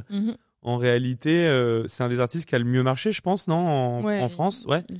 C'est genre le GOAT. C'est pas du tout figuratif, effectivement. Et pour le coup, c'est en plus du noir et du blanc. Et tu te dis, c'est aussi ça l'art, c'est-à-dire que tu te dis pourquoi Pierre Soulages et pas un autre en soi. Qu'est-ce qu'il avait de plus que les autres? Et je pense que ça pourrait s'expliquer, je sais pas. Probablement. C'est du noir et du blanc avec des jeux effectivement de matière et de manière de faire, mais en soi, Pourquoi ça plaît, Pierre Soulages plaît plus que tous les autres en France? C'est là où tout le marché fait que y a plein d'autres artistes qui n'ont pas été visibles. Enfin, tu vois, peut-être le public aurait pu s'intéresser à d'autres artistes, mais ils les ont pas vus. Est-ce que le marketing a joué? Enfin, est-ce que c'est le public qui décide toujours dans l'art? Tu vois, est-ce que Pierre Soulages est devenu le meilleur parce qu'il a eu le marketing derrière, on est tous devenus fans? Ou est-ce que dès le début, il aurait plu à tout le monde? Tu vois ce que je veux dire? Alors ça c'est le grand sujet. C'est-à-dire que moi, je suis convaincue que le marketing et le sales font la notoriété d'un artiste. Donc c'est pour ça que nous, on se bat pour dire il faut d'abord vous envoyer de la visibilité pour vous construire une notoriété, une marque, et que voilà. Mais c'est horrible, ça voudrait dire qu'on a un biais quand on va dans une galerie. Tu vois, moi, est-ce que j'aimais Pierre Soulages parce qu'il y avait eu beaucoup de marketing avant, ou est-ce que ça m'a vraiment plu dès le début? Et du coup, ça remettrait en cause peut-être ma sensibilité aussi. Tu vois, peut-être que si le tableau s'appelait pas Pierre Soulages, que ce serait un inconnu, je l'aurais aimé de la même manière, tu vois. C'est faire des blind tests. Il y a des non mais il y a des galeries qui ont fait un peu ce genre de concept où ils ont fait travailler des grands photographes sans dire qui c'était. Ils ont fait des expos, et ils ont regardé un peu quelles étaient les œuvres qui plaisaient le plus. Je pense que clairement, si on débiaisait, la valeur de l'art est aussi liée à qui collectionne cet artiste, qui représente cet artiste. Et en fait, moi, des fois, je vais dans je vais pas trop dans les galeries, parce que mine de rien, même si aujourd'hui, c'est mon univers, je reste assez timide dans une galerie. Mais tu vois, chez Gagosian, des fois, tu te dis, mais ouais, ça me parle pas. Pourquoi les gens font tout un plat? Alors justement, je voulais te demander, est-ce que sur Singular, comment savoir si on achète une bonne œuvre ou pas qui va prendre de la valeur? Et est-ce que Singular nous aide à un petit peu, en tant que collectionneur, à acheter les bons artistes? Oui. L'idée, c'est encore une fois, qu'est-ce que toi, tu vas chercher? Est-ce que tu vas chercher des émotions? Est-ce que tu vas chercher des œuvres avec lesquelles tu as envie de vivre, mettre dans ton salon et ressentir des émotions tous les jours? Il y a assez peu de collectionneurs qui font de la spéculation. Même les gens qui investissent, vraiment, qui ont une démarche d'investissement, ils n'achèteront pas quelque chose qu'ils n'aiment pas. Mais pourtant, j'avais rencontré quelqu'un un jour, une amie d'enfance, et j'avais l'impression qu'ils étaient spécialisés un peu là-dedans, et ils savaient quoi acheter, qu'est-ce qui allait prendre de la valeur, mais elle ne savait pas m'expliquer vraiment les critères, donc c'était assez abstrait comme discussion. À chaque fois, elle avait fait des gros coups, tu vois, mais par contre, elle savait pas m'expliquer comment reproduire ça. Tu vois ce que je veux dire? C'est un peu bizarre comme truc. Ouais, c'est très compliqué. C'est aussi pour ça que la fixation du prix reste un truc hyper complexe dans le marché. Je pense qu'en dessous de 20 000 euros, faut pas espérer faire des gains. Faut acheter parce que t'aimes, tu vois.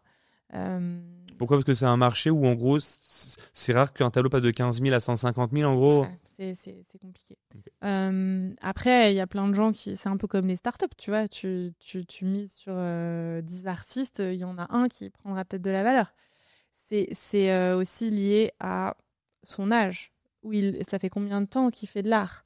Parce que typiquement, un artiste, si ça fait très longtemps qu'il peint et qu'il n'a pas été repéré par le MoMA, quoi, simplifié, les gens vont dire du coup il n'y arrivera jamais. Mais c'est faux, tu as toujours des exceptions, tu as toujours des gens qui sont découverts à titre posthume, enfin voilà. Donc il y a toujours mais le storytelling et malheureusement l'entre-gens et qui tu es capable de rencontrer en tant qu'artiste pour te propulser et t'aider à développer ton talent, malheureusement ça fait quand même beaucoup de ton prix. Comment vous choisissez les artistes chez Singular? Alors est-ce que c'est par l'émotion?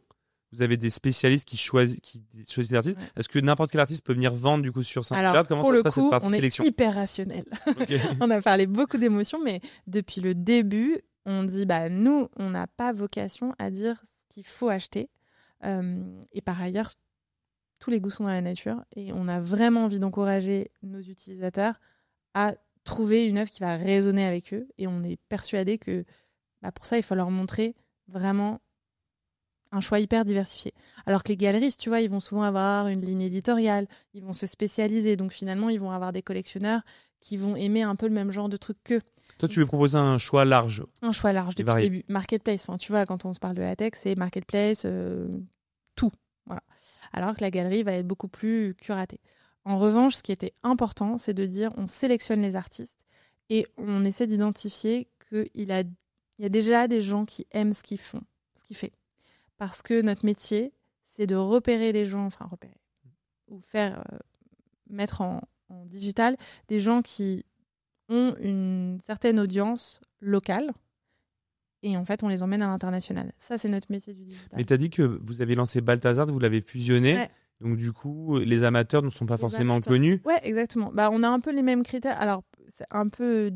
On a élargi complètement, bien sûr, les critères. Il y a une question de est-ce que tu as déjà fait une exposition ? En fait, on va être assez clair aussi sur la page de l'artiste, quel est son niveau de notoriété et quel est son niveau de reconnaissance.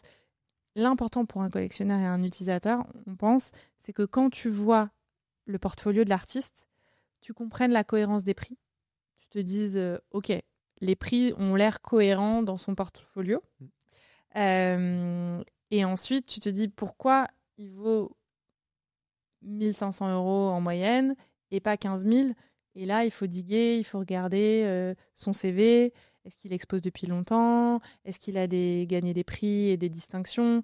Donc nous, on va pouvoir présenter et accompagner des artistes qui ont des niveaux de notoriété extrêmement différents.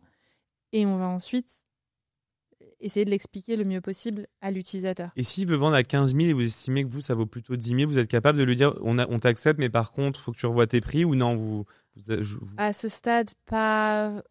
On travaille plutôt sur la cohérence du portfolio. C'est-à-dire que tu as encore des artistes qui, tu vois, il y a quand même un truc un peu... on sait se mettre dans la peau de l'utilisateur qui voit un 80 par 80 à un certain prix et le même artiste qui fait un 30 par 30 quasiment au même prix.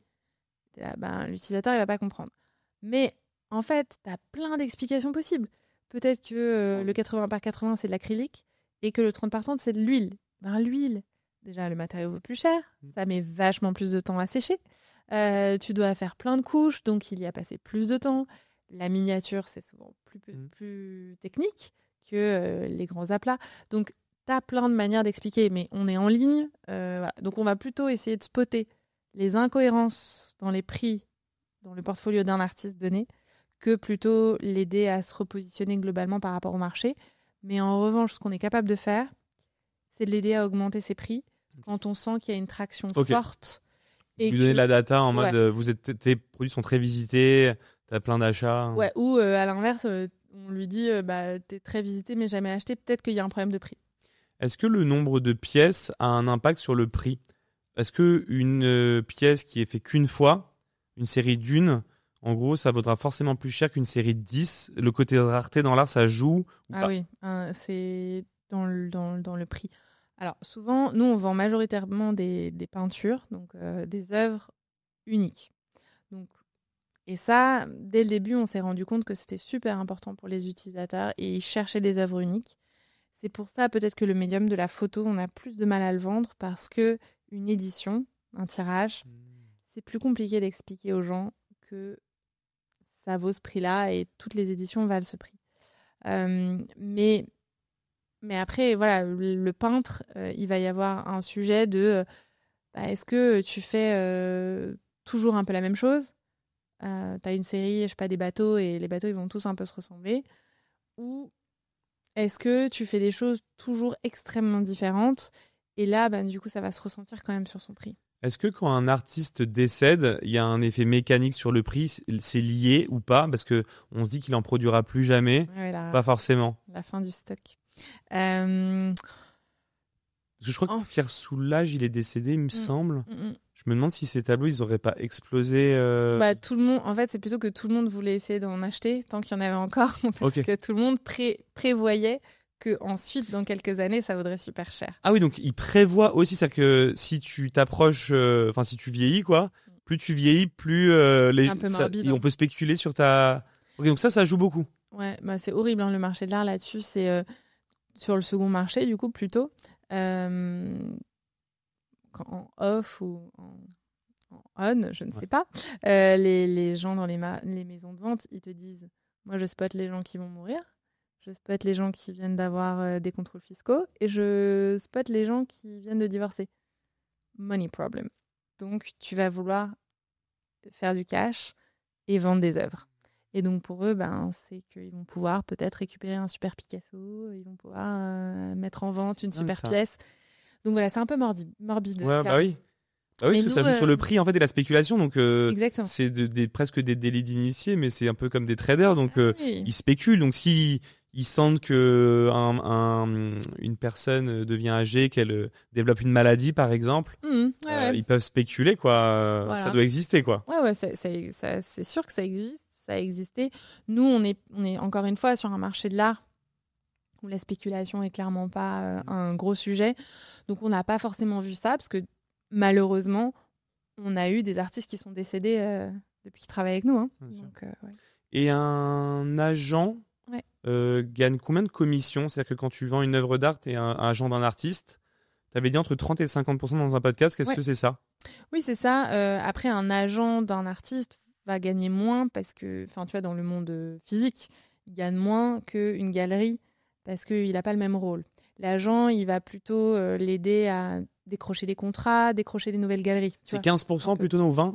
C'est 20% plutôt, effectivement. Après, c'est du deal. Oui. Ça dépend de chaque artiste, ça dépend de ce qu'il lui apporte, etc. Mais nous, on a répliqué le modèle de la galerie physique. Donc, on est à 50% de commission. Donc, c'est-à-dire que si tu vends un tableau 1 000 € sur la plateforme, Singular prend 500 € et l'artiste 500 €. Ouais, c'est un peu plus compliqué que ça parce qu'il y a des notions de frais de port, de livraison qui comptent. En fait, en back-office, donc sur l'interface, l'artiste, on lui demande combien il veut gagner pour cette œuvre. C'est plutôt le plus important aujourd'hui. Il y a 8 ans, je t'aurais dit autre chose, ou même il y a 3-4 ans, parce que je pense qu'aujourd'hui, on est suffisamment implanté pour s'affranchir de certaines normes du marché qui ferait normalement un artiste doit toujours avoir la même cote et donc son prix doit toujours être le même. Okay. Aujourd'hui, sur Singular, le client, on veut qu'il ait une expérience simplifiée. Donc on veut que le prix qu'il voit, il n'y ait pas de frais cachés. Puis après, toi, tu gères les frais de port et tu fais le prix de vente. Et ça, en fait, tu vois, c'est un autre truc qui m'avait halluciné quand j'avais fait mon étude de marché, essayer de rencontrer des gens dans le marché. Très compliqué de rencontrer des gens dans le marché par ailleurs, mais c'était de voir à quel point il y avait beaucoup de lots, tu sais, qui sont vendus dans les maisons de vente. Donc, lors d'une vente aux enchères, le lot, il est acheté par quelqu'un. Et en fait, le lot un tableau, un mobilier, va jamais sortir. Finalement, il va le laisser parce que ça coûte beaucoup trop cher de se le faire envoyer. Dingue ça. Ouais. Il gère le stockage aussi du coup. Ouais, la maison de vente, elle stocke tout. Et donc ensuite, elle stocke tout et quand l'œuvre est achetée, il faut un devis au collectionneur. Donc le mec, il a acheté son œuvre aux enchères, mais il ne sait pas exactement combien ça va lui coûter de la récupérer. C'est super cher s'il habite loin. Ça peut coûter une blinde. Parce qu'un tableau, par exemple, qui coûte 500 000 € par exemple, à 500 000 €, oui, bon, tu as besoin d'assurance, de gants blancs, machin. Bon, c'est surtout le mobilier en fait qui coûte très cher à transporter dans les maisons de vente. Et nous, du coup, on a voulu dès le début simplifier l'expérience du collectionneur en se disant le prix que je vois, toute taxe comprise, livraison chez moi, tu vois, parce que sinon c'est... Et donc forcément, tu es obligé un peu de challenger le fait que, le prix qu'on va afficher, c'est livraison comprise, c'est pas forcément le même prix exactement aux États-Unis et en Europe, parce que la livraison, pour le client, ça va pas coûter la même chose. Donc voilà, ce qui est important pour nous aujourd'hui, c'est de comprendre quel est le revenu qu'il veut retirer de la vente. Et ensuite, on fait nos petites tambouilles. Mais il sait toujours, encore une fois, esprit de transparence, combien il va toucher et il connaît le prix auquel c'est affiché. Est-ce qu'il y a du snobisme dans le marché de l'art ? Parce que tu disais que ça a été difficile d'ouvrir des portes au début. Ouais. Est-ce que c'est un marché du coup qui est difficile à pénétrer dans le sens où il y a un petit peu d'entre-soi ? Nous, on imagine ça un petit peu dans l'inconscient collectif, encore une fois. Est-ce que c'est vrai ? Ouais, oui, clairement. Au début, est-ce qu'on t'a empêché un peu de devenir trop dans le marché, quoi ? Alors ça, moi, en général, c'est plutôt ce qui m'a titillé en me disant, ok, c'est dur, donc barrière à l'entrée déjà importante, tu vois, parce qu'il faut se dire, on va réussir à pénétrer ce marché. Et une fois que tu y es, tu te dis, bon, si j'y suis arrivée avec tous ces problèmes, c'est que Ça, Il y a peut-être d'autres qui sont pas. Il y a des barrières à l'entrée souvent qu'on ne voit pas quand on regarde un marché comme ça. Exactement. Mais toi, tu sais que tu les as et que ça va être difficile à un concurrent d'arriver. Et d'ailleurs, il y avait plein de plateformes qui avaient été lancées par des gens du marché, mais du coup qui n'avaient pas l'expérience business, pas l'expérience digitale. Mais du coup, pour eux, c'était facile de lancer le truc. Par contre, ça a été difficile de tenir sur la durée. Facile dans le sens où ils avaient accès un petit peu à tous les artistes. Exactement. Et puis qu'ils ont... Le bouche à oreille a fonctionné, disons. Nous, au début, on était Satan. Et on a eu un timing de ouf avec le Covid. C'est-à-dire que le Covid nous a permis d'exploser parce qu'on était le seul canal de distribution. Ça, c'était en termes business. Et après, en termes réputationnels, le changement de regard du marché sur l'achat d'art en ligne a complètement été transformé avec le Covid parce que toutes les grandes galeries se sont mis à faire des viewing rooms digitales, à faire des vidéoconférences, à vendre sans montrer l'œuvre. Mais avant ça, tu étais bloqué parce que les artistes avaient des contrats d'exclusivité avec les galeries et du coup, ça t'empêchait de rentrer dedans ou... Non, ça, c'est une vérité. Ou juste l'industrie ne voulait pas qu'il y ait une plateforme marketplace trop large, grand public peut-être. Ouais. Ils voulaient le côté un peu privilégié. Je pense qu'il y a un peu de tout. Il y a plein de choses, mais il y a... C'est assez vrai là ce que tu dis. J'ai dû déconstruire des vérités qui sont assénées depuis des années et qui sont, on parlait de déconstruire les croyances avec Mounia, là, tu vois. Bah là, quand on répète pendant des années des choses, les gens finissent par y croire, donc ils prennent ça pour acquis. Et donc les gens étaient persuadés que effectivement c'était mal d'être. C'était mal vu, ça allait baisser leur cote peut-être. Exactement, ça allait baisser leur cote. Les artistes pensaient qu'ils pourraient jamais trouver de galerie s'ils bossaient avec nous. Et puis, tu avais la question du prix. Alors, afficher le prix, déjà, ça se fait pas, tu vois. Ah oui, t'as raison, parce que j'ai même pas fait gaffe à ça, mais oui. Voilà, déjà, nous, là... Dans une galerie, il n'y a jamais le prix en dessous du tableau. Donc déjà, nous, pour être des questions réglementaires, on était hyper mal vus parce qu'on affichait le prix. Alors qu'aujourd'hui... Bon, ils étaient satisfaits de cette opacité, tu penses, finalement oui, le marché. parce que, tu vois, je te disais, les artistes savent pas toujours combien le galeriste a vendu son œuvre. Moi, j'ai des conversations avec des galeristes et ils me disent en off, mais sans forcément non plus se cacher, en disant bah ouais, des fois j'augmente de 2000 ou 5000 euros quand je vois le client ou je baisse. Parce que t'as aussi, t'as le truc de tu profites du fait de quelqu'un pour qui 2000 euros, c'est pas beaucoup. Ça. Mais t'as aussi, cette personne, elle a vraiment eu un coup de cœur pour l'œuvre. Elle n'a pas les moyens forcément de payer plein pot, j'ai envie de l'aider à l'acquérir parce que je suis aussi là pour diffuser le travail. Non, mais c'est que le galeriste, il peut sentir si tu as un énorme coup de cœur en live et qu'il sait que tu es fortuné. En gros, il se dit ça change rien, il a eu le coup de cœur, le prix ne l'arrêtera pas et à ce moment-là, du coup, il joue sur le prix. Quoi. Ouais, parce que ça, tu peux le sentir, je pense, quelqu'un qui a un coup de cœur en live, qui en parle limite à sa conjointe ou à son conjoint. Bon, alors après, pour le vivre depuis longtemps... L'achat d'art, il y a plein de barrières. Enfin, est-ce que le conjoint va aimer ? Est-ce que il va rentrer chez lui et qu'il va complètement zapper ? C'est un sujet, ça, parce que quand tu mets une œuvre dans une chambre, dans un salon, tu le partages avec d'autres personnes, donc il ne faut pas que ça plaise qu'à toi. Première raison de drop de nos leads. Ça ne plaît pas à mon conjoint. Ou mes enfants, ou je sais pas quoi. C'est vrai que tu as une contrainte particulière dans le l'achat. Voilà. Alors après, moi, j'ai réussi parfois à passer outre, et beaucoup de collectionneurs le disent, c'est on est OK sur t'as droit de veto si t'aimes vraiment pas, si ça te met mal à l'aise et tout ça, mais tant que c'est moi qui paye et tant que j'ai pas un droit de veto, tant que tu n'utilises pas ton droit de veto, laisse-moi acheter ce que je veux. Voilà. Qu'est-ce qui est de l'art pour toi ? J'ai reçu ici Isabelle Duberne de la plateforme The Invisible Collection qui vend du mobilier d'art. On appelle ça du mobilier d'art. Et du coup, on se posait la question, est-ce que le mobilier peut être d'art ou pas ? Est-ce qu'un beau canapé, une belle chaise, un beau vase, c'est aussi de l'art ? Est-ce que vous en vendez ? Où commence l'art et où ça s'arrête pour toi, tu vois ? Trop intéressant. Déjà parce que en 2022, on a essayé de lancer une catégorie mobilier design. Donc on pourra en parler, mais un des échecs. Ok. Faudrait que je te présente Isabelle, vous vous entendriez très bien, je pense. Oui, je pense que clairement. Une femme CEO aussi qui a fait une belle boîte dans l'industrie de l'art. Exactement, et en plus j'adore son concept d'être allé chercher dans les dessins des architectes du mobilier hyper luxe. Il je pense que il y a de l'artisanat, il y a la frontière, c'est artisanat et art.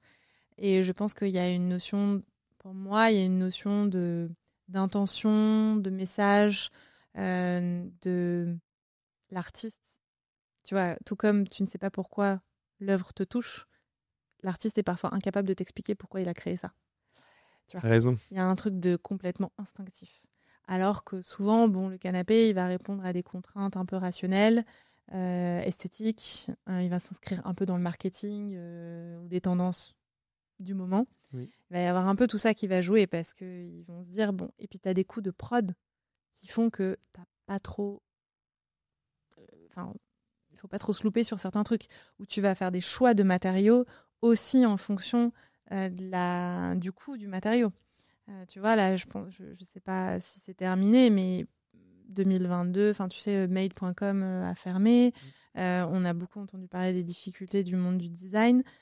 Et ça a fait, pour les designers, pour rester sur des prix abordables, c'était un vrai challenge. Et ils ont dû chercher à travailler avec des matériaux moins chers, avec lesquels ils ne travaillaient pas forcément.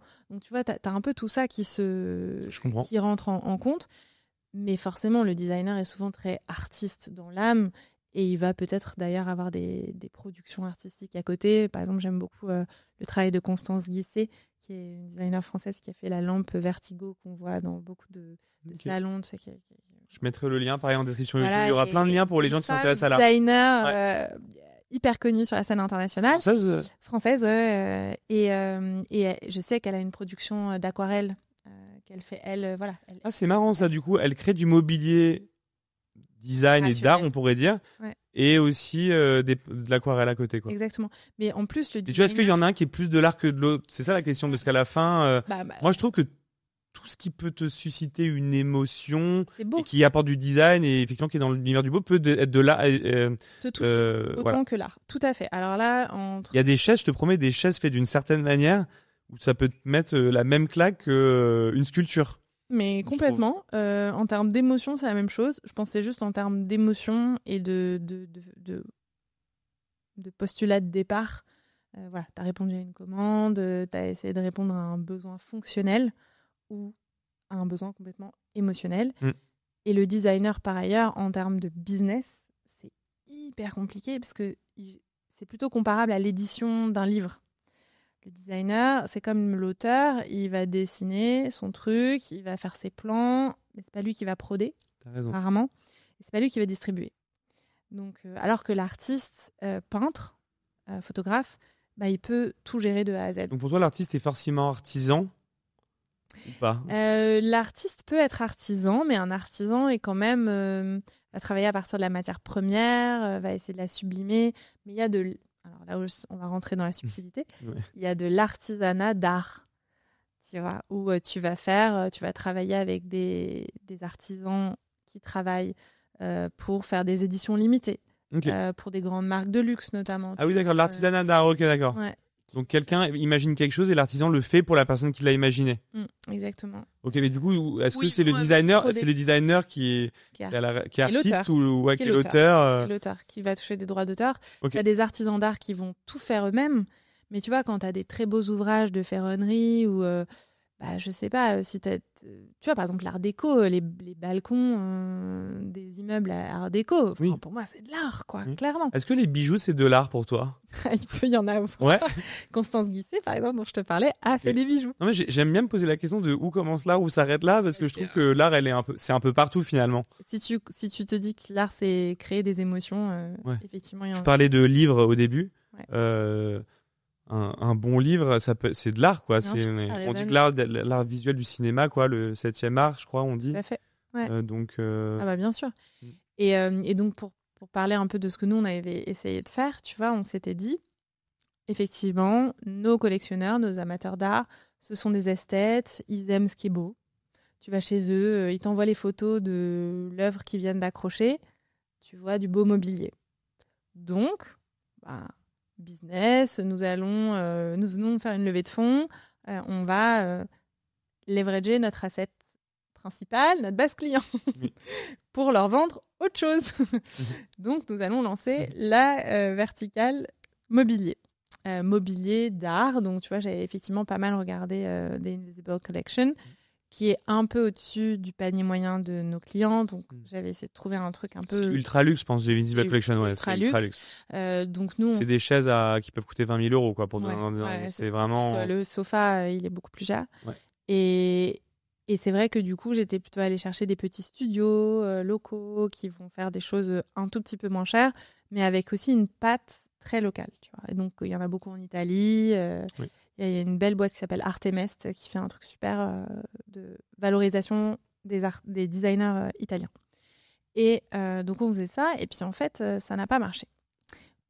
Le coût d'envoi est astronomique d'un mobilier. C'est exactement le truc que je te disais. Donc là, pour le coup, on s'est vraiment heurté à des problèmes de business model, de juste ça rentre pas. Oui, quoi. il suffit pas d'un carton avec du papier bulle, c'est plus complexe. Pour les marges, c'était chaud. Et ensuite, les petits studios sont plutôt comme du B2B. Tu vois, l'artiste, il est souvent seul, donc il va pas trop compter comme ça. Enfin, quand il va mettre à jour son portfolio, passer du temps à pimper sa page, il va pas trop le comptabiliser de la même manière que le fera un studio de design. C'est pas le directeur du studio qui va mettre à jour sa page. Il va demander à quelqu'un de le faire. Donc forcément, ça va être combien de temps il y a passé, est-ce que c'est rentable pour moi.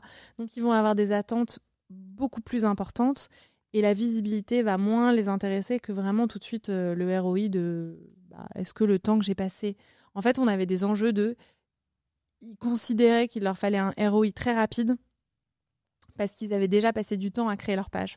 Alors que ce n'était pas du tout la réflexion des artistes qui se disaient de toute façon, ça me fait un super beau site, votre page, c'est un truc qui est facile pour moi à mettre à jour. Donc, c'était intéressant l'investissement. Oui, mais ça, c'est leur côté, mais les collectionneurs qui étaient sur Singular, pourquoi eux ne voulaient pas acheter des meubles? Parce que ça, c'est le côté ça, c'est le business. côté business, déjà du côté supply. Mais pourquoi un collectionneur n'était pas intéressé par acheter un beau canapé chez vous? Ça a pris longtemps à comprendre. Je trouve que c'est contre-intuitif, ça, pour le coup. Enfin, moi, je trouverais ça intuitif de dire, j'achète une belle sculpture sur Singular, mais je peux aussi m'acheter un beau canapé, tu vois. Ouais, et alors, je te promets, on était vraiment convaincus. Ok. C'est contre-intuitif de dire pourquoi. C'est intéressant de savoir pourquoi ça n'a pas marché. Ouais, au bout d'1 an, on s'est posé. Enfin, je me suis posée justement avec Denis, parce qu'à ce moment-là, il avait un peu de temps et j'avais besoin de sortir la tête du guidon et me dire pourquoi ça marche pas. Et en fait, on a refait le truc et on s'est dit, on n'a pas pris le problème par le bon bout. En fait, quand tu achètes de l'art, c'est un peu la final touch. Donc, ton salon, tu l'as déjà meublé. Donc, en fait, on ne pouvait pas leverager notre base client, tu vois. Parce que ça vient après. Ça vient après. C'est vrai que là, c'est le dernier truc que tu achètes. Une fois que tu as fait ton appart, tu as les meubles, etc.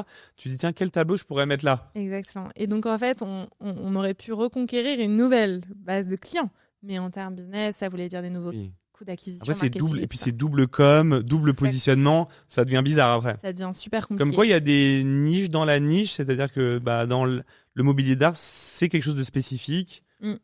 Et du coup, nous, on s'est dit, en fait, on l'a fait. Mais tu vois, c'était intéressant d'essayer, en tout cas. C'était intéressant d'essayer, mais tu vois, clairement, autant on a réussi sur le spin-off Balthazar à se dire on lance un nouveau truc, alors même qu'on est en hyper-croissance, alors même qu'on a plein de problématiques, autant là, je pense qu'on n'a pas pris le temps qu'on aurait pris si on montait une boîte de zéro. Vous avez combien d'artistes sur Singular aujourd'hui? Aujourd'hui, on a 6000 artistes. 6000 artistes et dans combien de pays? Qui viennent de combien de pays? Dans 110 pays. 110 pays, ouais. Donc c'est super large, quoi. Ça va. T'as de l'art coréen, de l'art africain, enfin t'as tout, quoi. Ouais, clairement. Après, on a, en termes de pourcentage, on a quelques Coréens, mais on a une majorité d'artistes français, allemands et US. Il me semble que c'est les 3 nationalités. Où est-ce que vous vendez le plus? Ce serait quoi le camembert, peut-être en proportion? Est-ce que tu vends plus à des Français, à des Américains, à des Chinois, je sais pas? C'est exactement la répartition des grandes maisons de vente du marché de l'art qui reflète là où sont les personnes qui achètent de l'art. Et donc, on fait 5% en France. Ok. On fait majoritairement aux États-Unis, dans les pays germanophones, la Suisse. États-Unis, ça représente combien par rapport à la France, par exemple? Aujourd'hui, là, on doit être à un bon tiers. Un bon tiers, ouais. Ouais, donc si tu es allé 33% aux US et 5% en France, ouais, c'est vraiment que les US, c'est un plus gros marché. Ouais. Et en Asie? Et en Asie, alors il y a la Chine qui est un énorme marché, mais là, lancer la Chine, on a tenté. On avait un site au tout début, ça faisait partie, comme on se disait, notre truc c'est l'international, on va lancer la Chine, ça faisait partie des leviers de croissance qu'on avait testés, mais c'est hyper compliqué de l'opérer parce que contrairement à quand nous on veut ouvrir un nouveau pays, tu vois, ouvrir la Corée, on a traduit le site en coréen, on a fait un peu de marketing et puis voilà, on s'est lancé comme ça en coréen, juste avec traduction. Donc aujourd'hui, avec l'IA, ce serait encore plus simple. Oui. Mais là, pour la Chine, il faut faire une joint venture. Il faut avoir un site accessible depuis la Chine. Il faut avoir un service client hyper réactif et sur des canaux d'acquisition différents.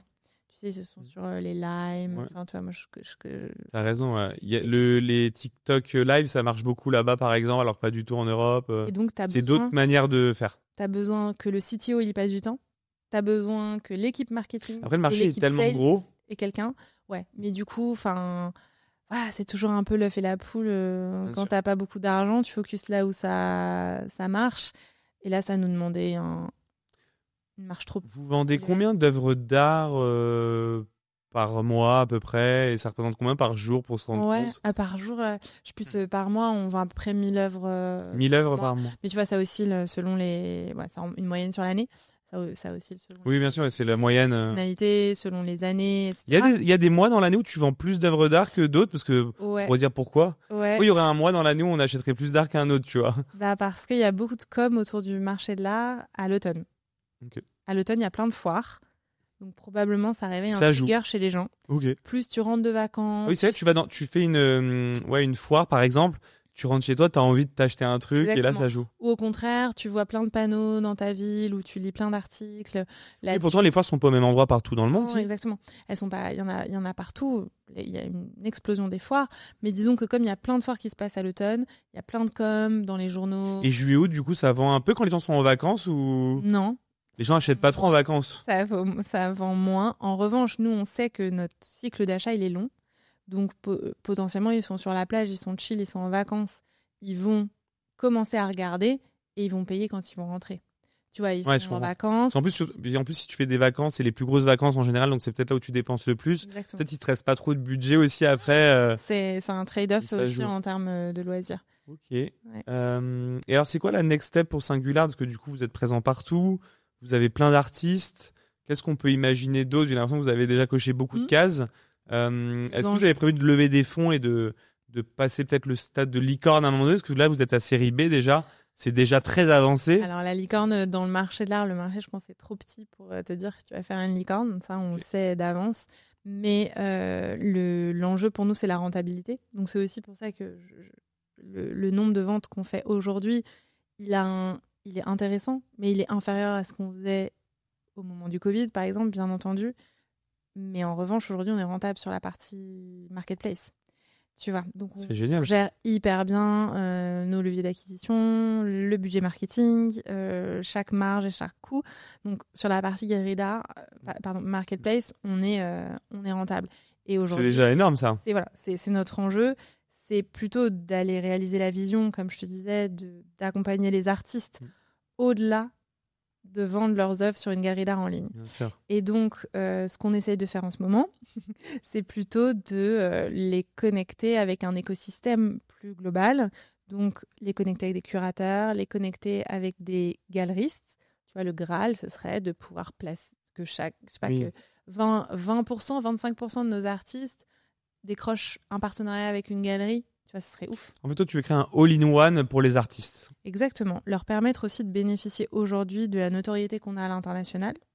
Alors, par exemple, pour te donner un des services qu'on offre aux artistes, selon certains, dans l'abonnement le plus cher, ils ont accès à ce qu'on appelle un portfolio review. Je compare souvent la difficulté qu'il y a pour un artiste à avoir un retour d'un professionnel du monde de l'art à toi, quand tu as 18 ans et que tu cherches un job étudiant et que tu fais le tour des bars de la rue et que tu laisses un CV, tu vois. Bah, c'est hyper dur. Tu te prends plein de noms et à un moment donné, tu te dis c'est peut-être pas la bonne approche et il vaudrait mieux que je demande à quelqu'un de mon entourage s'il connaît pas quelqu'un et qu'il me fasse une mise en relation. Ça se passe pareil pour un artiste. Donc, pour un artiste, c'est hyper dur de trouver une galerie parce qu'il ne sait pas forcément auprès de qui s'adresser et que toutes les galeries, elles ont des lignes éditoriales, donc il se dit laquelle je peux viser, qui correspond à ce que je fais. Et pour progresser, c'est hyper dur, c'est hyper solitaire le métier d'artiste. Tu es tout seul dans ton studio et tu as beau avoir la meilleure confiance en toi, à un moment donné, comme dans tout métier, tu as besoin d'échanger avec quelqu'un. Moi, je suis toujours fascinée de ce que moi, je peux stimuler chez les artistes à chaque fois que je leur parle 10 minutes. Tu vois, ils sont là, c'est trop intéressant et tout. Je suis là, ouais, moi, ça me paraît du bon sens, ce que je suis en train de te dire. Et c'est juste quelqu'un qui te donne un regard extérieur. Mais c'est très dur pour un artiste d'avoir ça. Donc, on essaye de répliquer, on a répliqué en ligne ce qui se fait beaucoup en fait, dans le monde de la photo. Donc, le portfolio review, l'idée, c'est juste que tu présentes des œuvres, que tu sélectionnes toi, et que quelqu'un te fasse une critique constructive. Donc, dire ce qui va bien, ce qui va moins bien, comment tu pourrais t'améliorer, quelles sont les galeries que tu pourrais viser, est-ce que ton prix lui semble cohérent par rapport à ton marché, et donc à la fois un conseil sur le fond, et puis sur le marketing et la brand. Et donc, on a digitalisé ça, et donc, dans leur back-office, les artistes peuvent poster des œuvres qu'ils veulent avoir reviewed, qu'ils veulent faire revoir par un professionnel. Et nous, on a recruté, et on les paye, des curateurs, des galeristes. Super ça. Pour qu'ils donnent un regard externe. Et donc, on est aujourd'hui capable de travailler avec des galeries, des gens qui travaillent dans des super galeries, qui, il y a 8 ans, ne voulaient pas nous parler. Mais aujourd'hui, sont ravis d'accorder, je sais pas, 5 heures de leur temps par semaine, parce qu'ils sont spammés, les galeries, leur boîte mail. Mais ils gagnent de l'argent ou ils le font par... Non, là, on les paye. On les paye pas très cher. Mais si tu veux, ils se disent, c'est bien plus efficace de faire ça. J'ai un retour qui est bien plus professionnel que de dire, de répondre à ma boîte mail en envoyant un... Ça, c'est vraiment cool pour les artistes, en tout cas. Voilà. Tu disais dans un média vouloir ouvrir des points physiques. Alors, je sais pas si c'est des points de vente, des galeries ou pas. On a tenté. Mais tu avais dit ça il y a 2 ans. On a tenté. Il y a 3 ans, pardon, donc ça fait longtemps. Ouais. Qu'est-ce qu'il en est? Du coup, c'est cool de pouvoir t'interviewer 3 ans après que tu aies dit ça. Parce que je trouvais ça cool d'avoir des points physiques Singular. Vous avez tenté. Moi, j'aurais adoré que ça marche parce que aussi, c'était pour de l'acquisition. Si tu veux, c'était pour se dire, on va aller toucher des clients qui penseraient pas. Ou qui ont... C'est vrai que vous êtes un pure player digital à la base et vous avez dit je vais ouvrir des points physiques, c'était marrant. Ouais, après il y en a pas mal qui au bout d'un moment quand tu satures tes coudacs, ça devient pas si cher d'ouvrir une boutique. En revanche, nous on s'est confrontés au fait que donc on en a ouvert 2. On a ouvert un point de vente éphémère à Berlin et un point de vente à Stuttgart. Et on avait un super emplacement. Enfin, on était à côté de Max Mara et Dior. Si tu veux, c'était genre top. Ouais. Mais on n'a pas réussi, je pense, à se dire, on a suffisamment de certitude que le point de vente était, tu vois, rentable. Enfin, tu vois, il nous coûtait pas d'argent. C'est déjà bien. D'un an et demi, 2 ans. Mais on se disait, on n'a aucune certitude qu'on puisse répliquer ça. Voilà. Pourquoi vous n'avez pas la certitude? Parce que ça a tellement été tu vois, quand tu parlais au staff, ça savait pas trop t'expliquer. Toi, tu te disais bon. Après, tu peux regarder dans la durée si au bout de 2-3 ans, tu vois, ça marche toujours, c'est que c'est bon, non? Exactement. Tu peux regarder les chiffres de fréquentation, mais tu comprenais pas pourquoi ce mois-ci, il y avait rien qui expliquait que à part le temps parfois, que ce mois-ci il y a eu beaucoup de fréquentation, d'autres pas. On commençait à se rendre compte qu'on aurait pu complètement optimiser le concept, qu'on n'avait pas forcément besoin d'avoir un espace très grand pour générer des ventes, parce que finalement, il suffit d'attirer le client, de lui montrer un peu d'art, il rentre dans la boutique, et ensuite tu le conseilles, tu vas lui faire une collection personnalisée, tu vas lui envoyer par mail, et ensuite on réplique ce qu'on fait en ligne, tu vois, sauf que là, on a acquis le client parce qu'il est passé devant la boutique. Mais voilà, c'est un métier, le retail, très différent, et où je pense que nous, on s'est dit, waouh, pour scaler ça, il nous faudrait beaucoup d'argent. Et du coup, quand tu es dans un budget restreint, tu te dis, je vais plutôt le mettre ailleurs. Donc, c'est pour ça qu'on a fermé la boutique. Donc, du coup, vous avez fermé, vous êtes revenu pure digital On est revenu pure digital. En fait, il y a eu une période, donc pour un peu expliquer les périodes, après la levée de fonds, on a testé la série B. On a testé plein de choses pour voir où serait levier de croissance. Donc, on a testé, je te disais, le mobilier design, donc une autre verticale. On avait testé Balthazar, donc avec le marché pour les amateurs, mais avec un abonnement, donc un autre modèle qui, pour le coup, a été un learning hyper fort, mais qu'on a fini par réinternaliser. On avait aussi, du coup, une équipe hyper forte pour aller vendre, et ça, c'était un asset fort. On avait testé la boutique, le retail. On a testé d'aller chercher des grands maîtres, donc je disais Picasso, Dali, et est-ce que ça nous permettait de générer plus de croissance ? Bon, un peu, mais on n'allait pas scaler de ouf. En fait, ça s'est situé plutôt dans l'outil, du coup, la puissance de l'outil, le côté SaaS. Voilà, c'était ça le pari gagnant. Exactement. Et à la fin, moi, j'avais même lancé donc un projet pendant 1 an. Je me suis concentrée sur un projet marché de la haut de gamme. Donc, on a fait ça pendant 3 ans. Et là, en octobre dernier, on s'est dit, le projet où on est capable de faire x10, c'est le SaaS, c'est l'abonnement, c'est notre métier de base. Combien d'artistes, tu penses, dans le monde, là, pour le coup, parce que là, vous en avez 6000, mais des artistes dans le monde, là, il doit y en avoir beaucoup. Il y en a beaucoup, t'en as c'est limité, 2 millions. En plus, t'as, je pense, une sorte de turnover, notamment pour la partie des artistes qui débutent, parce que tu as plein de gens qui ont ce rêve de vivre de leur travail et qui se disent, chaque année, tu as un batch de gens qui se disent, allez, cette année, je tente, je me donne les moyens pendant 1 an ou 2, et puis 1 an ou 2 après, y en a qui finissent par se dire, non, finalement, j'y arriverai pas, je préfère que ce soit un hobby, et ils sortent du marché, tu vois. Donc le marché est super profond quand même. Le marché est très profond pour les artistes, donc en gros, c'était là où on se voyait faire x10, là où on se voyait pouvoir apporter un truc au marché, où on avait une liste longue comme le bras d'outils et de services qu'on pouvait développer. Tu vois, moi, je pense aussi que tous les aspects communautaires seraient aussi très différenciants. Peut-être un peu social. Je sais que ça se fait dans les apps un petit peu fintech. Je pensais à Shares à un moment donné, où tu vois, tu pouvais en mode communauté envoyer un emoji sur... Tu vois, côté social, peut-être dans l'art, ça pourrait être sympa de... Tu vois, moi, je suis sur Singular, je suis abonné. Cette œuvre d'art, je l'aime bien, je l'achète pas forcément. J'envoie un petit emoji ou un petit commentaire. Ce côté social, peut-être, en discutant comme ça. Hein, mais il y a ça à faire. Donc, soit le communauté en ligne, effectivement, soit entre les collectionneurs, les utilisateurs et les artistes, ou vraiment les artistes entre eux, parce qu'encore une fois, c'est un métier très solitaire. Et est-ce que tu peux revendre ton œuvre une fois que je l'ai achetée sur Singular? Tu peux la revendre, moi, alors que je suis collectionneur et pas artiste? C'est un truc qu'on avait exploré aussi. Mais globalement, donc aujourd'hui, tu peux pas le faire sur Singular. On s'était dit, comme le cycle de vente ou tu vois, de déménagement, il est un peu tous les 5 ans. Donc on commençait à avoir des demandes au bout de 5 ans un peu plus importantes de gens qui nous disaient, je l'ai acheté chez vous, est-ce que je peux le revendre? Parce que je déménage et que ça rentre plus dans mon nouvel appart, voilà, globalement. Mais après, c'est là où tu écoutes tes clients et en fait, c'est pas du tout la request qui était la plus importante. Donc, on s'est dit, bon, c'est pas l'urgence. Mais demain, il y a plein de choses hyper vertueuses à faire si tu commences à revendre les artistes que tu as aidé à développer, parce que clairement, pour les aider à augmenter leur cote, c'est hyper bien.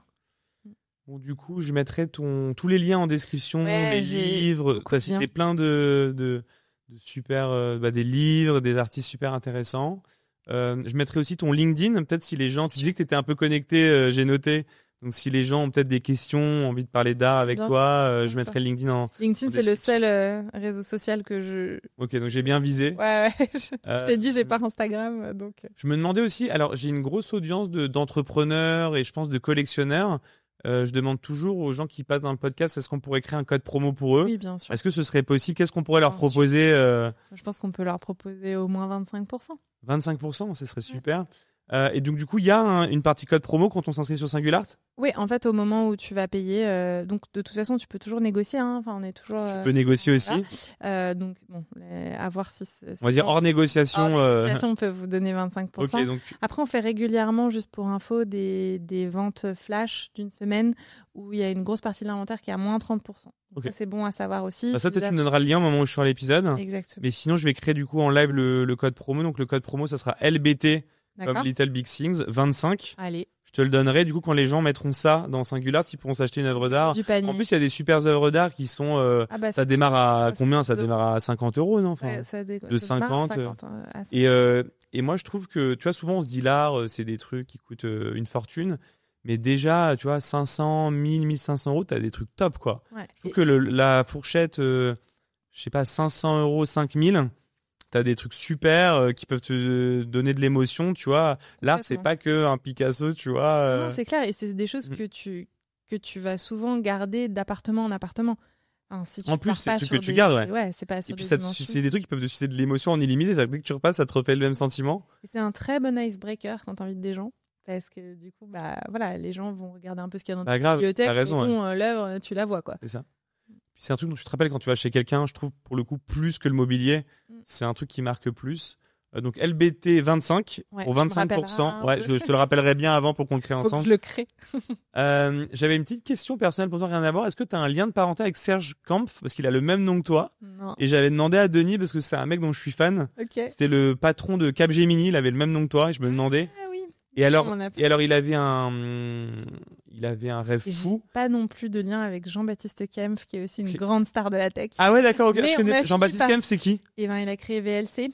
Ok, d'accord. Voilà, et on s'est rencontrés. Je l'ai au culot, je lui ai envoyé un message en mode. Ah, c'est marrant ça. Vas-y, on a le même nom de famille, on va Liège. Et trop sympa. C'est une bonne idée.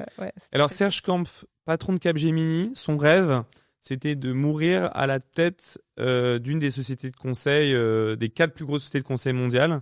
Quand il est décédé, donc il a tenu, il est resté aux manettes de Capgemini jusqu'à la fin. Et moi, c'est une référence pour moi parce que il a jamais revendu, tu vois. En termes de visualisation. D'inspiration, en termes de visualisation, c'est voilà, Serge Kampf, voilà. Tu vois bien. Là, voilà, Serge Kampf, c'est ma visualisation pour que tu saches. Et non, alors un dernier truc, la dernière question que j'ai pour toi, parce que c'est un truc sur lequel je suis aussi aligné. Tu disais dans un podcast que le hasard n'existe pas. Est-ce que tu pourrais nous dire un mot pour ça? C'est un petit peu comme la chance, je pense.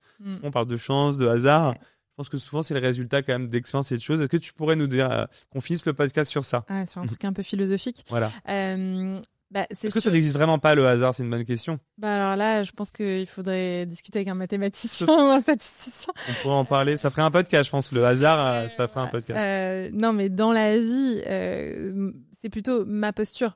Dans la vie, c'est plutôt que j'essaye de capter ces signaux que déjà selon comment tu es, ta forme physique, mentale, etc., tu captes pas toutes les opportunités qui se présentent à toi en fait. Okay. Tu les captes pas forcément. Et moi depuis toujours, j'essaie d'être hyper alerte sur chaque jour. Il y a plein de voies qui s'ouvrent, de trucs que je peux faire, de gens que je peux rencontrer. Tu décides de fermer des portes. D'ailleurs, c'est hyper coûteux pour moi parfois de fermer des portes. C'est un truc que j'ai appris à faire. Mais parce que tu sais pas ce sur quoi ça peut déboucher. Tu vois. Et je pense que plus tu es curieux et tu vas chercher à aller tenter d'ouvrir la porte, voir ce que c'est. Et puis si ça te plaît pas, tu refermes, tu vois. Mais c'est pour ça que le hasard, il n'existe pas, au sens où, à force d'ouvrir des portes, un jour, tu vas découvrir, tu vas arriver dans une pièce et tu vas avoir une rencontre de ouf. Donc tu le provoques, en fait. Enfin, il n'y a pas de hasard dans le sens où tu provoques ce qui t'arrive. C'est un état d'esprit. Je pense que c'est plus un état d'esprit de se dire, je suis hyper curieux et why not? Tu vois, tu me proposes ça. Et moi, c'est parce que tu es curieux, que tu mets en place des actions, que tu fais des choses, que tu vas provoquer des choses. Et c'est pas le hasard, c'est parce que, je sais pas, tu essaies d'être bien dans tes pompes, par exemple, pour que ça se ressente dans l'entreprise et que ça crée des opportunités. Ouais, pour la boîte. T'es acteur et responsable des choses qui arrivent. Exactement, mais je pense que tu as aussi la notion d'être hyper curieux, mais aussi d'être assez au clair, et je pense que c'est finalement le plus dur, parce que être curieux, je pense que voilà, ça se travaille assez facilement, mais être hyper au clair sur ce que tu veux et ce que tu veux pas.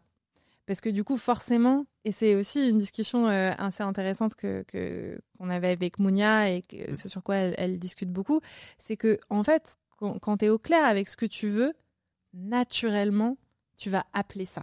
Hein, tu vas. Je trouve ça génial, le fait d'être clair. Même limite un peu précis, limite tu vas l'écrire. Exactement. Et donc du coup, pour revenir sur le sujet de visualisation qui est un peu lié à ce sujet-là, comment tu as visualisé? Par contre, le prince charmant n'existe pas. Hein. On a beau rêver, les filles. Comment tu as visualisé? On est d'accord, je pense. Comment tu as visualisé les choses sur SingularArt? Et est-ce que du coup, tu as précisé les choses?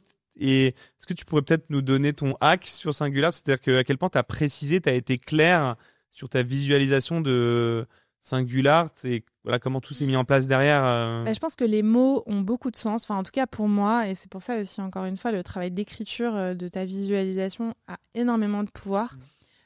Deux mots peuvent avoir des significats. Enfin, faut être précis dans le vocabulaire aussi, quoi. Et du coup, je pense que d'avoir écrit très tôt la mission de la boîte et la vision de We empower artists and we support them to succeed, tu vois, and to use digital tools. Enfin, tu vois, on a eu 1000 formulations, mais le empower artist, le côté on est l'agent digital, c'est des choses que j'ai écrites, que j'ai répétées, que je disais en onboarding, que je disais dans des podcasts, dans des machins. Donc, c'est devenu ma réalité, en fait. Et du coup, je pense qu'à force de shaper ta réalité avec les mots, tu finis par la créer. Le fait de le répéter, en fait, je pense aussi que le fait de le répéter tout le temps, exactement, tu rentres aussi dans la tête des gens parce que ton message commence à prendre de l'ampleur parce qu'en fait, si tu le répètes tout le temps en interne, dans les podcasts, tout le temps, les gens finissent par comprendre, quoi. Comprendre et se dire, ah ouais, c'est possible. Ah ouais, fait, ça va arriver. Et c'est marrant parce que je pense que c'est vraiment le rôle du CEO, justement, au-delà de la visualisation, vraiment d'avoir un message clair et de le communiquer le plus fortement possible tout le temps. C'est comme si c'est un message à l'univers un peu, tu vois. Tu communiques à l'univers tout le temps. Et puis l'univers va t'entendre et ça va se réaliser. Mais ça va provoquer les choses. Et c'est pas du hasard, c'est parce que t'avais la vision et que tu l'as poussée jusqu'au bout. Et je pense qu'il y a autre chose sur provoquer le hasard. Il y a aussi, avec le temps, je me rends compte que j'ai probablement un peu plus c'est pas du culot, mais en fait, je dis ce dont j'ai besoin de manière un peu plus... je pense un peu plus raffiné que plein de gens qui sont un peu rentre dedans, mais de manière assez claire, tu vois. Et par exemple, le dernier truc là qui me vient en tête, c'est par exemple, j'ai toujours rêvé de faire, si elle m'écoute, j'espère, un partenariat. Enfin, tu vois, quand je passe dans les gares et que je vois les parcours artistiques que tu peux voir en gare avec des œuvres d'art qui sont exposées, et donc c'est Gare et Connexion qui gère, c'est la boîte Gare et Connexion qui gère l'expérience en gare et donc qui est responsable de la culture dans les gares, qui ont mis les pianos dans les gares, très bien. etc. Et bon, moi j'adore prendre le train, j'adore les gares. Et la gare, c'est, comme me le disait donc le patron de Gare et Connexion, que j'ai fini par rencontrer il y a une semaine. Tu vois, à force de me dire j'adorerais faire ça, un jour j'ai rencontré un mec qui m'a... Enfin, un monsieur qui avait rencontré le PDG, le directeur général adjoint de Gare et Connexion. Et je lui ai dit, oh là là, mais moi je rêve de faire un partenariat avec eux, tu vois. Ça n'a pas de sens business, ça a potentiellement un sens pour la brand, mais voilà. Et je lui ai dit, je rêve de faire ça. Bah, dans l'heure d'après, il m'a mis en relation, il m'a envoyé le numéro du gars. Le gars le DGA de Gare et Connexion m'a proposé un rendez-vous. Et tu vois, c'est juste parce que j'en avais envie que je l'ai dit. C'est marrant parce que je pense que c'est important de verbaliser les choses. Je pense qu'il y a trop de gens qui pensent à des choses mais qui les verbalisent pas. Moi, j'ai développé un mécanisme là-dessus, justement, un peu comme toi, contraire, c'est-à-dire que j'ai pas peur de verbaliser avec émotion quelque chose que j'aimerais, même à des moments peut-être inopportuns. Ouais, où tu te dis c'est mal fait. J'adorerais faire ça ou machin. Et les gens sont très réceptifs souvent quand tu es dans le domaine de l'émotion et de la transparence et de l'authenticité. Mais moi, quand quelqu'un me dit dans un message, mon rêve, c'est ça, j'ai l'impression que je m'en fais une mission d'aider à réaliser ce les gens sont vraiment, tu vois. C'est un bon hack. Tiens, on pourrait peut-être finir là-dessus si vous êtes dans un café ou quoi. Vous dites à votre interlocuteur, mon rêve, ce serait de faire ça. Je suis sûre que ça marche. Et les gens, je pense, sont très réceptifs. Je pense que même l'être humain, il y a une zone dans le cerveau. Entre êtres humains, on a envie de rendre service. Quand quelqu'un partage son rêve, on a envie tout de suite de l'aider, quoi. Voilà. Je pense que c'est un mécanisme un peu, tu vois. Absolument. Donc ça vaut le coup de verbaliser et de pas justement se dire non, mais ça vaut pas le coup que j'en parle, ça sert à rien. Moi, je vois beaucoup de gens, souvent, ils disent ça sert à rien. Voilà, ce côté ça sert à rien, je pense que ça sert jamais à rien, justement, de dire les choses. C'est clair. Super, bon bah encore merci. Je mettrai donc le code promo en description YouTube. Tout à fait. Toutes les sources qu'on a données, ton Allez LinkedIn. Découvrir tous les articles du monde entier. S'il y a des femmes qui veulent se lancer dans l'entrepreneuriat, je pense que ça vaut vraiment le coup qu'elles essaient de t'appeler. Je pense que. Ouais, avec plaisir et qu'elles hésitent. Alors pour celles qui veulent se lancer à fond pour aider, donner des petits conseils, et pour celles qui sont entrepreneurs, n'hésitez pas à postuler au prix Bold de Veuve Clicquot. C'est un magnifique prix dont j'ai été lauréate en 2022 et je pense que c'est le plus beau prix que j'ai reçu. Il est dans la durée, il y a une communauté de femmes extraordinaire et ça te donne beaucoup de puissance en tant que femme. Super, je le noterai en description YouTube aussi. Il y aura une bonne liste pour les gens qui veulent découvrir tout ça. En tout cas, un grand merci à toi d'être rendu disponible et puis à bientôt. À bientôt.